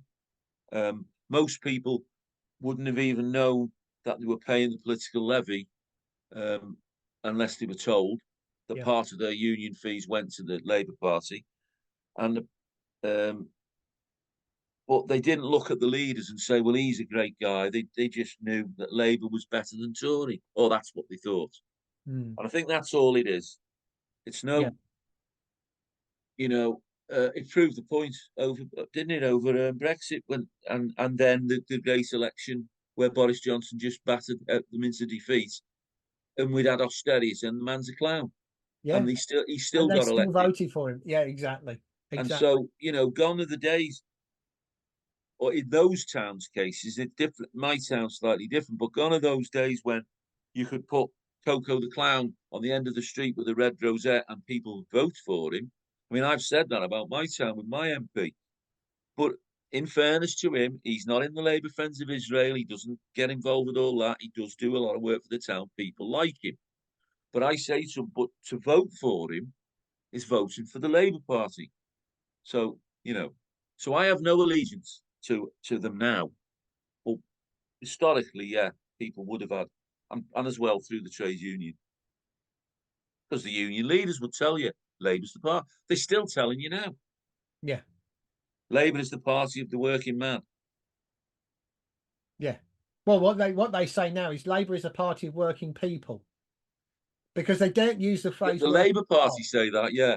Yeah, they daren't say the phrase working class. That's right. That's the All of a point. sudden, if they were to say working class, they'd be accused of being communist. Yeah, that's the And point that I make. and by way of context, Joe Biden has been called communist. Oh, for fuck's sake. He has been called communist. Do. So if he's a communist, we're all communists. Yeah. We have to be. But yeah, Absolutely. I'm not sure. I'm not sure that this marriage, for want of a better phrase, between the professional managerial layer, the middle class, and the working class ever really existed. No, I don't agree with that. Yeah, you're right on that point. I don't think it has. I mean, the Peter Mandelson said it succinctly. He always believed, and this was during the Blair years of government, 97 to 2010. He believed that the working class had to vote Labour because there was nowhere else to go. Yeah. Well, there's one obvious place they can go. They can stay at home and not bother to vote at all. And this leads into what you were saying about the you're all the same on the doorsteps. Mm. Working class are a lot of things, but they're not stupid.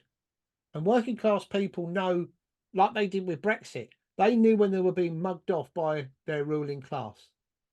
And that Absolutely. was why when a man as eaten, educated, as buffoonish as he may have been, said, I will give you Brexit, the working class responded. Yep, and it's right what you said earlier about when you were at the conference. I mean, that was the conference Skinner was at, and he sat in the front row when he announced that, and his head went into his hands. Yes. Now, you and Skinner knew at exactly the same time, because mine did. When I was watching on TV, I said, look at Skinner. He knows. He knew. He knows it's a done deal. It's gone. Up. Yeah. Now, people turn around and said, look at the Labour Party. Look what they've done. They're lying shower. They've turned tail on everything that they said. Now, they can never, after that, accuse the Tories of doing exactly the same. U-turning. I mean, even Thatcher turned around and says, U-turn if you want to.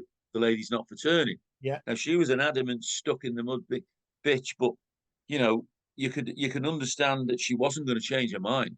She had to be thrown out before she was going to change her mind. Where these wishy-washy people that run the system now, such as Keir Starmer, good grief. I mean, if that's the caliber of people that want to lead the working class, as you say, working people, and I often wonder with that connotation when they put it on Twitter, you see Rachel Reeves saying, we will look after working people. What about me? I'm a pensioner. I'm not working. Am I not classed as working people? That's why I want them to say working class. Mm. When one of them does, I'll know that includes me. Or are they then they said when they were having the chat, him and Keir, you're going to tax the pension. It's all denied, but it wouldn't surprise me. It wouldn't surprise me if Keir Starmer did it, even though they won't do it this year if they do get elected. And I don't think they're going to get the run that they think they are. No, I don't either. No, I don't. I mean, so we'll move on through the chapter now. We're going to get on to Paul Embery's views on New Labour now.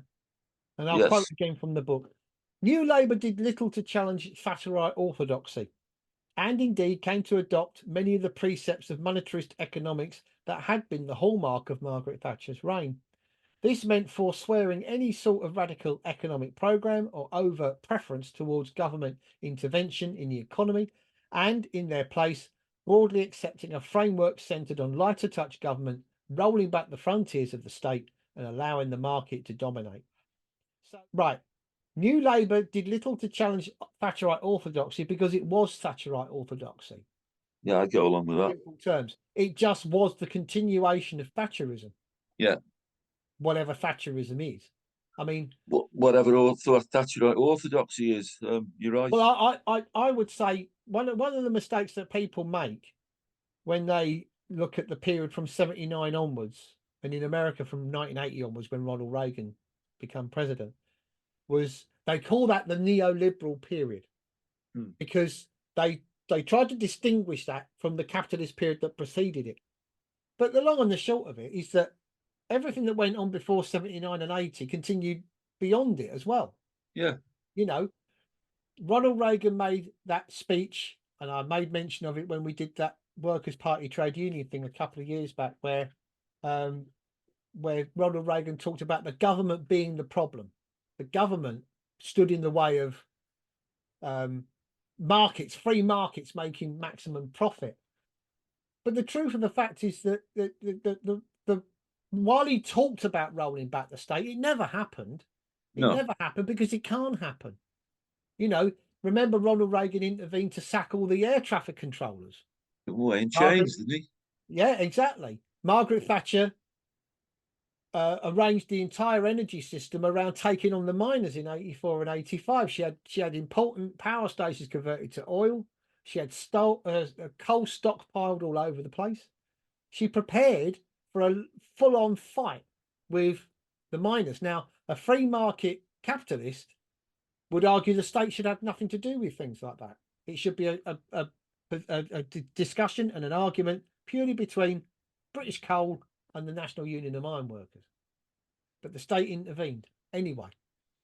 So it kind of disproves this idea that neoliberalism is this drawing back of the state and letting the market fill the gap. That's just words. That's what they want you to think. But the reality is completely different, isn't it? Yes. But we'll go on to the next quote because we're still talking about New Labour. New Labour's first significant act upon coming to power in 1997 was to grant independence over monetary policy to the Bank of England. And in simple terms, this was seen at the time as being some bold pro-market move. But it was just to take democratic accountability out of monetary policy. Yeah. It meant that you couldn't blame, well, there were certain things you couldn't blame the Chancellor for anymore. Yeah. You know, prior to that decision, the Chancellor could set interest rates effectively. Now, effectively, he probably could still do that. But because they've separated the Bank of England from the state, the government, that decision's harder to do now. But it also means that when you get rampant inflation and the Bank of England puts the interest rates up, you can't then, or it's harder to point the finger at the Chancellor because he had nothing to do with putting the interest rates up. It was the Bank of England just doing what's supposed to. I mean, the idea that the Bank of England is some sort of neutral operator is ridiculous, isn't it? Yes, it is. Totally. Absolutely ridiculous. But no, I want to challenge the idea that Blairism was going to be anything else other than Thatcherite orthodoxy, because I don't think there was anything else it could have been. No, that's all it was. It was just a continuation. Yes. Yeah, absolutely. In fact, you know, we saw in the 13 years of the Blair government and the Gordon Brown government, everything that we come to to be disgusted by from the Thatcher government, wasn't it? It was rampant privatisation. They brought in some minor legislation to give workers rights, but they were aimed at the individual. They were not aimed at the collective. So they didn't take any trade union laws out.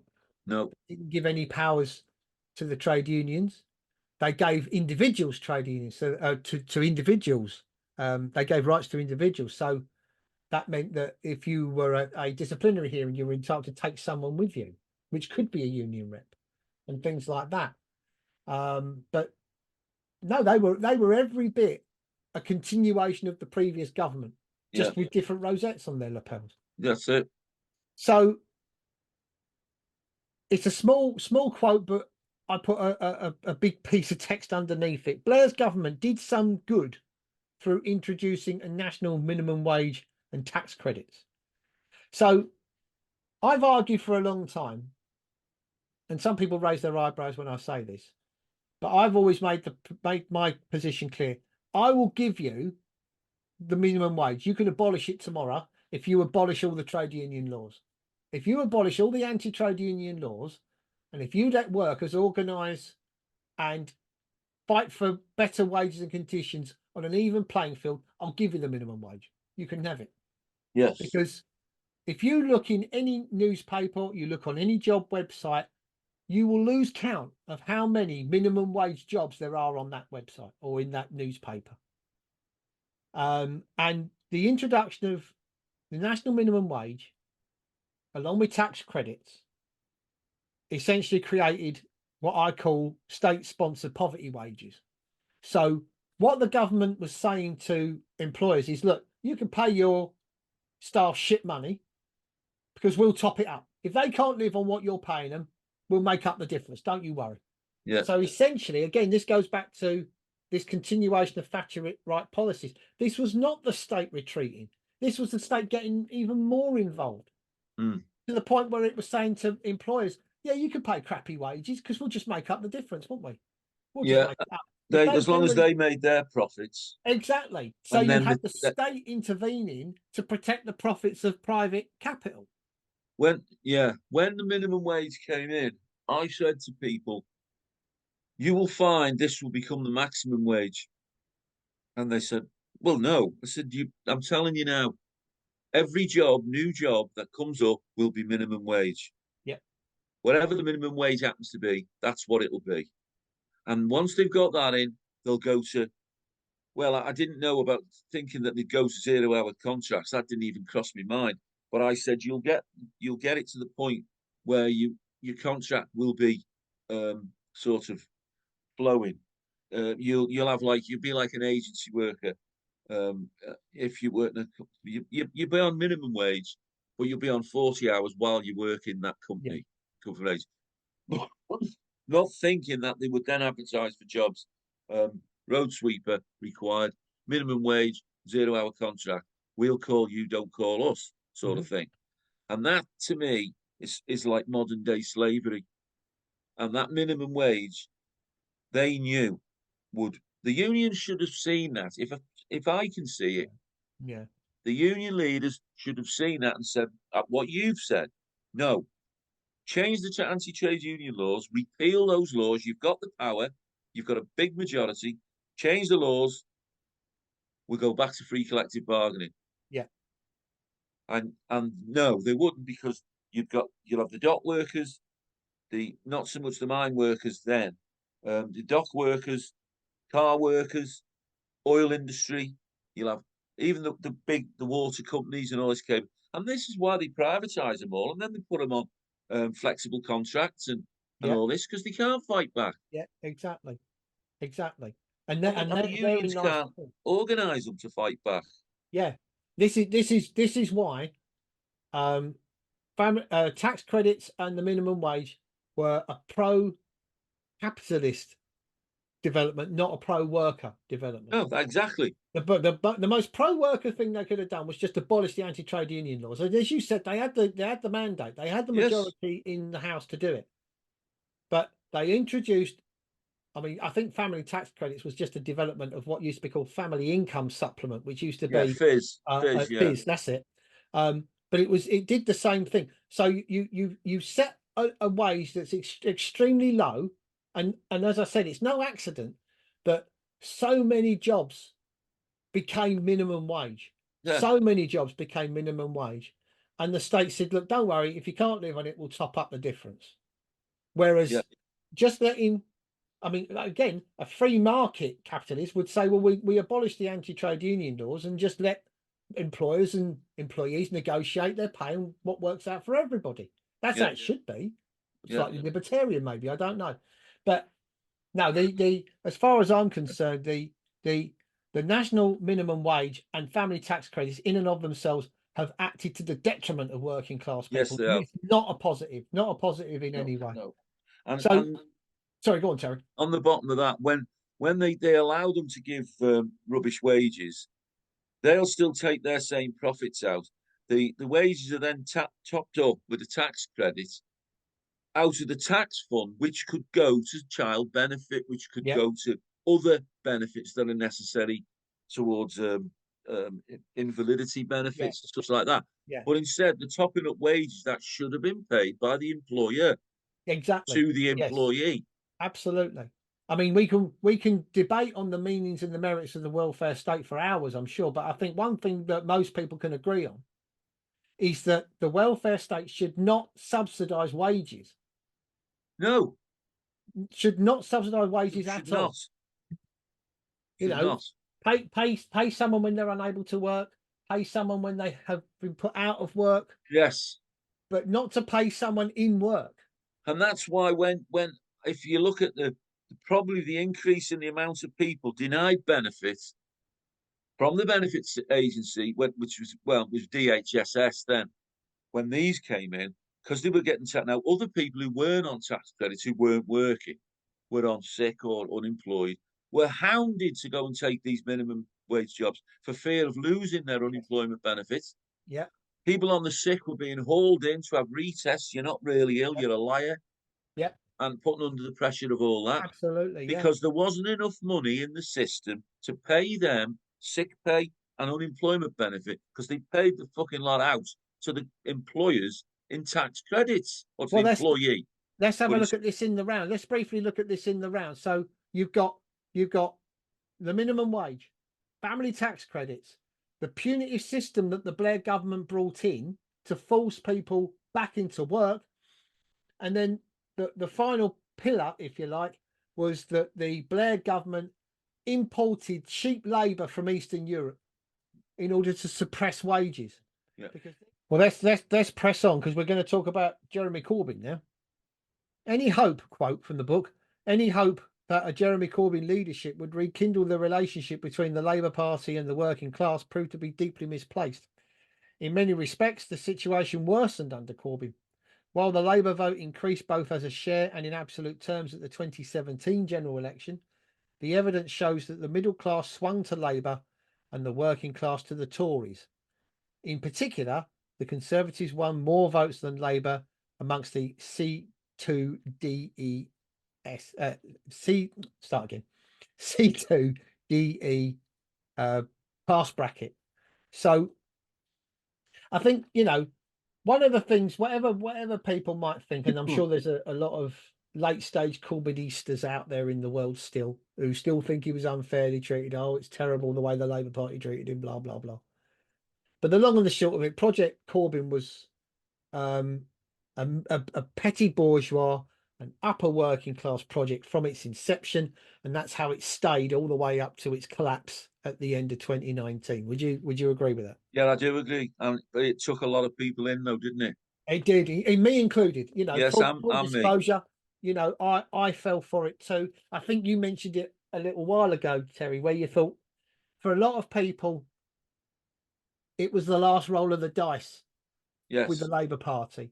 It was that for the first time, arguably since Michael Foot, there was a left winger of assault at the helm. yeah, For the first time since '83, and he came into the leadership on one of the biggest mandates. In fact, it might even have been the biggest mandate ever had for a leader of the Labour Party, ever won. And then, well, to my mind, blew it. He blew that mandate. yep, yep. I mean, whatever our differences with George Galloway, if George Galloway had swept to Labour leadership on a mandate like that, he wouldn't have done some of the things that Corbyn. No, no. George Galloway would have sacked all those traitors who tried to stab him in the back. That's Yeah, what Galloway would have done, and that's what I would have done. And you. yeah, You get rid of absolutely. the people you don't Yes. trust around you and I get people in you do trust. Yeah, absolutely. I remember having an argument on social media with someone who's talking about Corbyn's kind of politics, and I said, rule number one: as a bourgeois politician, you have to destroy your enemies. Not just bring them back into the fold. You destroy them. You make sure they can never ever threaten you again. And That's this right. person said, "Well, what sort of politics is that? He's a decent person." I said, "Yeah, he's a decent person who's out of a job." And that's where decency gets you in bourgeois politics. You know, you have to be ruthless. Yeah. And unfortunately, it was one of the qualities that Corbyn did not possess was ruthlessness. But it was very, very petty bourgeois. The people around him were very petty bourgeois in their outlook. There were arguably bits of the Labour aristocracy, the upper layer of the working class that got engaged as well. But the fundamental point was that he failed as equally to engage with the working class as any of his predecessors. You know, he didn't make the mark that he should have done if he'd, well, say should have done. Maybe he was destined never to actually engage with the working class because he didn't say or act in the way that working class people identify with. No, that's the problem. That was the problem, wasn't it? Then that was the reality then. This man's not cut out for this. He's not ruthless enough. He's not. He couldn't have sacked anyone. You know, he wouldn't have turned around to Jess Phillips and said, "Well, what you said about me there, right? You're out of a job. Get lost. Yeah. Sitting on the back bench. You'll never be on the front bench here again. Yeah. Or Exactly. I'll take the whip off you." Like they did. The humiliation to be a leader of a party and then to be thrown out and have to become an independent. Humiliation. Absolutely. So he goes on to talk about the party, the Labour Party. The party neither looks nor sounds very much like those it was created to represent. Well, I think we've already debated it wasn't created to represent the working class anyway. Many of its representatives and spokespeople, indeed much of its membership, live wholly different lives and have contrasting interests and priorities to millions of working class people living in the more disadvantaged parts of our nation. So let's compare the people of Clacton with the people of Islington in North London. You know, couldn't be more different, could they? I mean, I remember writing a piece about immigration, and the Labour middle class membership are generally very favourable to immigration as a thing, but it's because their actual contact with immigration probably begins and ends at the person who serves them in a coffee shop. Yeah. You know, it's not much more than that. It can only, and they think, well, it can only be a good thing, can it? Because I got a Bulgarian girl serving me my coffee in the morning. You know, whereas, as I said in articles I've written in the past, the ruling class is incredibly cynical about how it deals with immigration, in as much as it will tell you to your face that they want to stamp it out and put people on planes and send them to Rwanda. Meanwhile, waving behind them for every immigrant, illegal or otherwise, to come in because they're cheap, replaceable labour. Exactly what the ruling class wants, isn't it? Yes, definitely. But the other thing is they're incredibly cynical in the way they place immigrants. They won't send them to places like Devizes or Marlborough. No, of course not. Or they won't send them to Cheltenham. You know, they'll send them to parts of London, parts of Essex, parts of Liverpool, parts of Manchester, where services have already been cut to the quick by 14 odd years of austerity. You know, community services are already stretched to breaking point if they still exist at all. Yeah. And the ruling class then sends more people to put another greater strain on already strained services. Yes, exactly. So move on. The most frequent thing people said to us on the doorstep was, "You're all the same." Increasingly, as time went on, we realised "you're all the same" really meant you're nothing like me, or you know nothing about my life. And to an extent, they were right. No, not just to an extent, they were absolutely right. Yeah, absolutely. You know, I think 2015 was a bit of a nadir for Labour because of exactly that. I think 2015, arguably 2024 will be as well, a general election where people will look at the two options, the two main options, and go, I'm not going to bother. No, Save yeah, yourself I more. agree. Yeah. They, So and so that comment is exactly right. They yeah, were, and that's what I said earlier on. If people can look back at that, um, people have been saying it for years. It's the likes of us that haven't listened as well. yes. We've Yeah. we've thought, oh, you know, another swing of the dice, throw of the dice with Labour, Yeah. get him in. Yeah, and people are going, I don't trust that Corbyn. No, he's all No. right. And people going, no, he's just the same as the others. Oh, I mean, the ridiculous ones. Corbyn would have us, we're going to be blown up with a nuclear bomb if he gets in. Oh, all right, yeah, all right, fine. That's one of my neighbours, that, by the way. Yeah. Yeah. Bother. Exactly. But no, no, you were absolutely right there. Yeah. So we'll go on to this quote from the first chapter as well. No major UK party can be said today to genuinely exhibit much more than a trace, of a socially conservative agenda. And I put in my comment, arguably the most socially conservative political party with an MP up until when Parliament was dissolved, so he's no longer an MP, was the Workers' Party of Britain, and that's in the main because of the views of George Galloway himself, isn't it? Yes, it is. Yeah, probably a mistake to do that interview with Novara Media, but he has some strong conservative with a small c views on things like abortion, immigration, and so on. But the fact of the matter is, look, I mean, let's be honest. If you take someone like Theresa May, who was the leader of the Conservative Party, was Prime Minister, she could be just as much at home in the Labour Party as she was in the Tories. She's a liberal. Yeah. Emily Thornberry could be either side of the house.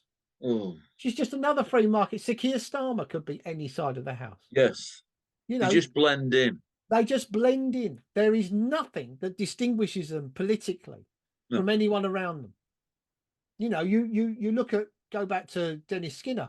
Dennis Skinner set himself out apart from the others because he actually had some views. Yeah. He had some opinions. He was, dare I say it, a socialist. Yeah. Lord alone knows why he stuck it out with the Labour Party for so long, but he was a socialist. But you look at some of those other people on either side of the house, there is no, they are all Yes. liberals. They All could liberals. they could do a job swap for a Yes. month and you wouldn't Yeah. know any difference. Absolutely. They could do an exchange scheme and no one would notice. No. No one would Exactly. notice. So let's have a look at this. This is quite a lengthy quote, but it's worth reading out in full.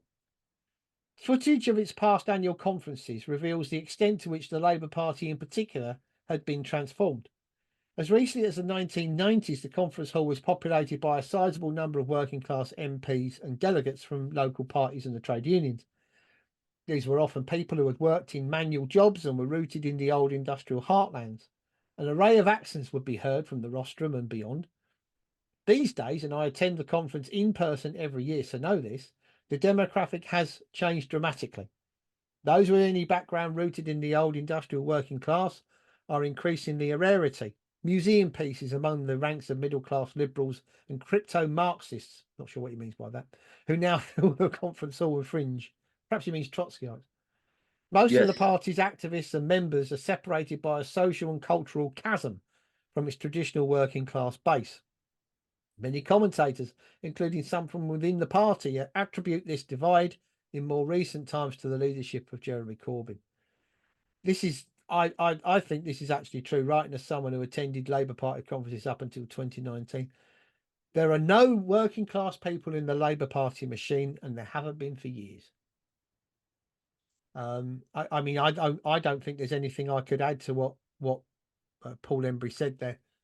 The No, diversity. I'd be guided by you. I mean, I can see by looking at not knowing about Parliament, but watching it on TV, Labour Party conferences, the accents, the way that they talk is not, it's alien Yes. to the working class, Yes. who they should purport to represent. Well, yeah, that's right. I mean, I dare say, I mean, I know it is on BBC Parliament. I mean, I'm old enough to remember when TUC and the major party conferences were all on BBC Two. but they've Yes. bunged on BBC Parliament, and no sod watches that, not unless they've got So, a death wish. But I mean, let's be honest. If a working class person who didn't necessarily consider themselves to be politically active was to watch a Labour Party conference, what do you think they would think of it? You know, the topics that they think are important, the things that they think are worth going to the rostrum to speak on. well, it goes. Yes, I agree. It goes back to the point that we said earlier on. It's they don't. There's a point we'll come to later that I wanted to put in, and it'll explain it what they think of us. Matthew Yeah. Paris said what he thought of us, Yes. And and that's what they think Matthew of us. Paris, I would put in that circle of liberals as well. He is someone who could be on either side of the house. I know he was a Tory MP, but he could have been a Labour one and fitted in just as well, Yeah, just as well, exactly. because he was not. I mean, this is the other thing. I just want to say this: Yeah, the Conservative Party hasn't been conservative for decades. It hasn't been conservative in any way, shape, or form for decades now. mm. And the Labour Party has not been, well, certainly not socialist, and probably not even social democrat for a long time either. No, You know, these are two major parties who are meeting somewhere in the middle, and that middle is liberalism. mm. That's what they represent. Some of them are free market liberalism, some not so much. But the long and the short of it is they are essentially all one homogenous whole of liberalism. That's Yeah, what the two major parties are now. yeah, that's about So fits it. I'll press on because we're going to talk about the TUC now. This will be fun. So I'll quote again from the book. Historically, the Trade Union Congress and the leadership of the big unions were the proud voice of industrial Britain. The unions were hugely influential throughout private industry and part of the part of the lifeblood of our working class heartlands. But now they are virtually absent from these industries and communities. And this is chiefly because they've been managing their own decline since the mid 1980s. In 1979, the total membership of the British trade union movement stood at 13 million. Today, it's just over 6. And of that 6 million, the vast majority is either in the public sector or is public sector adjacent. And by that, I mean privatised utilities. So Royal Mail, the railways, BT, those sorts of industries that were state run but now are private. Yeah, And um, I mean, we could talk about the trade union movement all night, but we haven't got a lot of time left. But what I wanted to say was, and I think you alluded to it earlier about the trade unions' loyalty to the European Union. It all goes back to that speech that Jacques Delors gave to TUC conference in 1988, where he effectively said, look, if Thatcher's kicking you in the nuts, the EU can help you. The yeah, EU can give you those protections that you can't win for yourselves. And the trade union movement, or at least the trade union leadership, fell for it, hook, line, and sinker. And they've been, with only a few notable exceptions being RMT and ASLEF, they're the only two I can think of off the top of my head. Every yeah, other trade union in the movement has been all in on the European Union project, yeah, despite the fact that it is an imperialist, anti-working class, anti-socialist entity and has been since its inception. And yet the TUC and the trade union movement, not just the TUC, the trade union movement, with the exception of those two unions I just mentioned, have been all in on it, all in on it. definitely. So I'll cover off my last quote, and then obviously I'll let you have the final word, Terry. But I'll just quote this one from the book. But it is also a consequence of the movement's decision in response to those challenges to retreat to its public sector comfort zone. He's talking about the trade union movement still. The most recent figures show that 3.7 million union members, 58% of the total, work in the public sector, despite only 17% of workers overall being employed there, and to become effectively a mouthpiece for the liberal class. Now, that was a conscious decision by the trade union movement, a conscious and collective decision to Yeah, retreat to the public sector, mm. where they believe they can maintain their membership, maintain themselves as a going concern, but lost all their industrial power in doing so. And the reason for that is this. Comrade Alex, who we both know, was a civil servant who was involved in the strikes. I think it was in 2010 when the government was going after their pensions. Yeah. And their tactics were the same as the tactics that a postal worker would employ or a train driver would employ, which is to withdraw your labour. The difference is the train driver and to a degree the postal worker actually has something to do with the movement of goods and services. Yeah. So you have an effect on capital. But if a civil servant withdraws their labour, what happens? Nothing. Nothing. And that is the fundamental problem. And what we've seen, you know, I've talked about it and written about it quite extensively on the collapse of strikes like the postal workers strike, the Royal College of Nurses capitulation, the National Education Union's capitulation as well. The problem with all these strikes is they don't have industrial power. And without industrial power, you don't have leverage. But almost the entire trade union movement organises in the public sector where there is no industrial strength. No, that's right. It all went, didn't it? I mean, the start was the miners, but when they decide, they think, right, well, this is the way that they knew they wanted to go. And the union leaders have gone along with it for an easy life. Yeah. Because they haven't got to worry about going on strikes and going on picket lines and breaking the law and having the money sequestrated and all that caper. They just don't do any of that anymore. Yeah. And when people do, they go, oh, God, we can't have this. And Sharon Graham can shout all she wants about representing all these people. But at the end of the day, she'll go in and say, listen, lads, we've tried our best. This is as much as we can get. And it's a 4.5% rise. And inflation's only 3%. Yeah, but it was 11 when we went out on strike or when we voted for the strike. Yeah. Well, we can't do nothing about the past. Let's just stick to exactly. That's a load of bollocks. Yeah, absolutely. Absolutely. And it's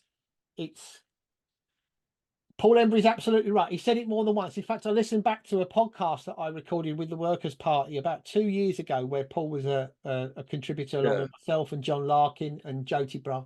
And Paul said it then. And he is right. He is right. The trade union movement has retreated to a public sector base. Yes. Which on the one hand will keep them in membership, or at least will slow the decline of their membership down. But it means they will win almost nothing.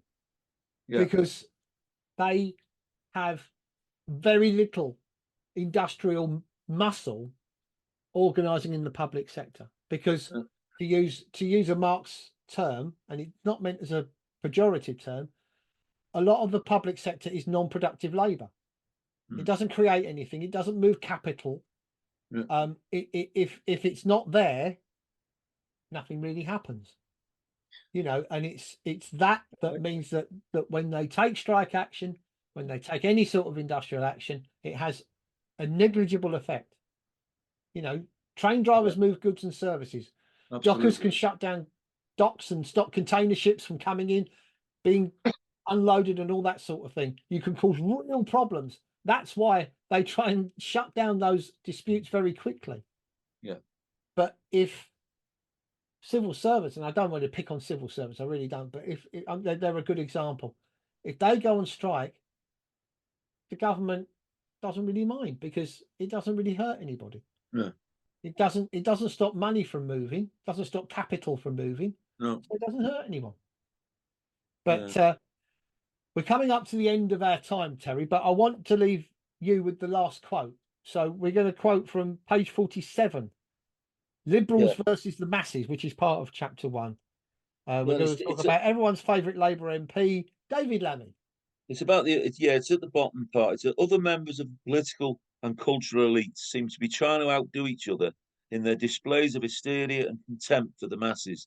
Examples include Labour MP David Lammy speaking of the will of the people bollocks and suggesting that a pro-Brexit group of Tory MPs were modern-day Nazis. That's from The Guardian. Columnist Polly Toynbee claimed in January 2019 that the UK was now a Remainer nation as more young Remainers join the electoral register and more old leaders die. A final say vote would stop the will of the dead moving over the will of the young. I'll stop that there because that sums it up to me, what we've been discussing, that David Lammy is a high-ranking, possibly in a government, Labour Party official, and thinks that we are all scum, basically. Yeah. He just thinks we're nothing. We are the will of the people bollocks. Yeah. Says it to me. And let's be clear about David Lammy. When the House of Commons was debating the result of the Brexit result in 2016, David Lammy was practically screaming. I'll paraphrase it, but he was screaming, "Do over, do over. We need to do this again because the wrong results come back." And David Lammy is not an outlier.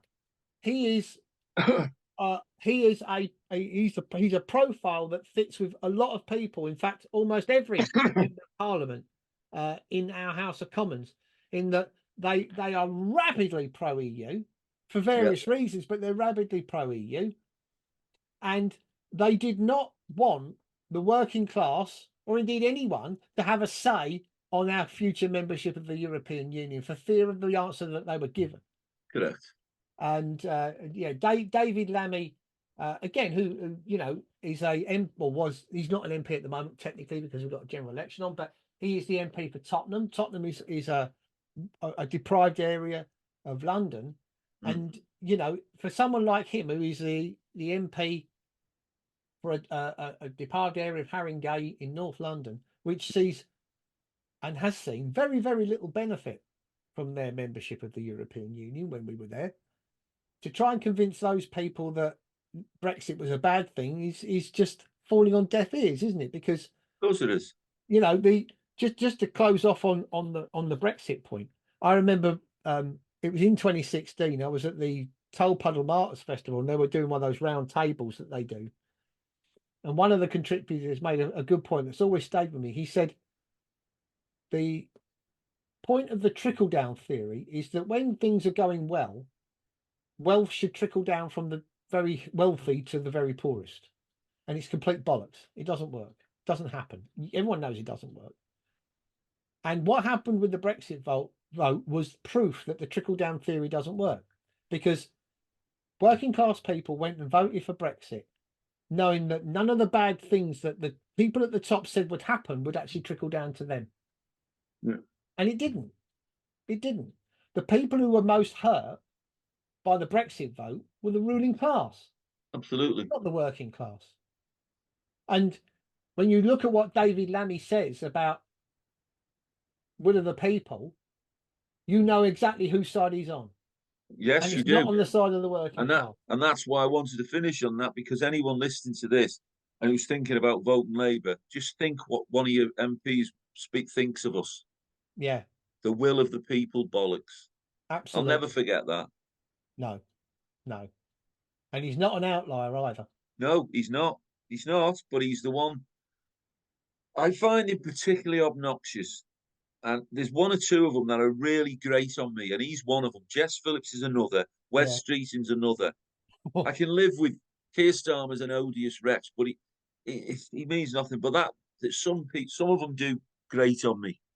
There's plenty of Tories do as well, but you think that at least they'd have some kind of decorum to say, well, the will of the people must be done. If it's a democratic vote, we must follow the will of the people. But to call it a load of bollocks.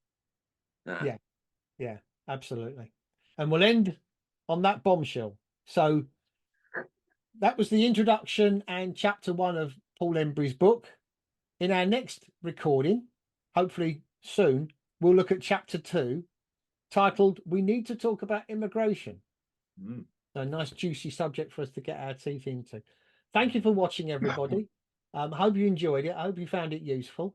Paul Embery's book, Despised, Why the Modern Left Hates the Working Class, or Loathes the Working Class, sorry, published by Polity Books, is available at all good bookshops, and I do recommend that you read it. You may not agree with everything that's in it, but it's a good read, very well researched, very enjoyable. Go out and buy it if you can. And until we see you again, thanks for tuning in, and see you next time.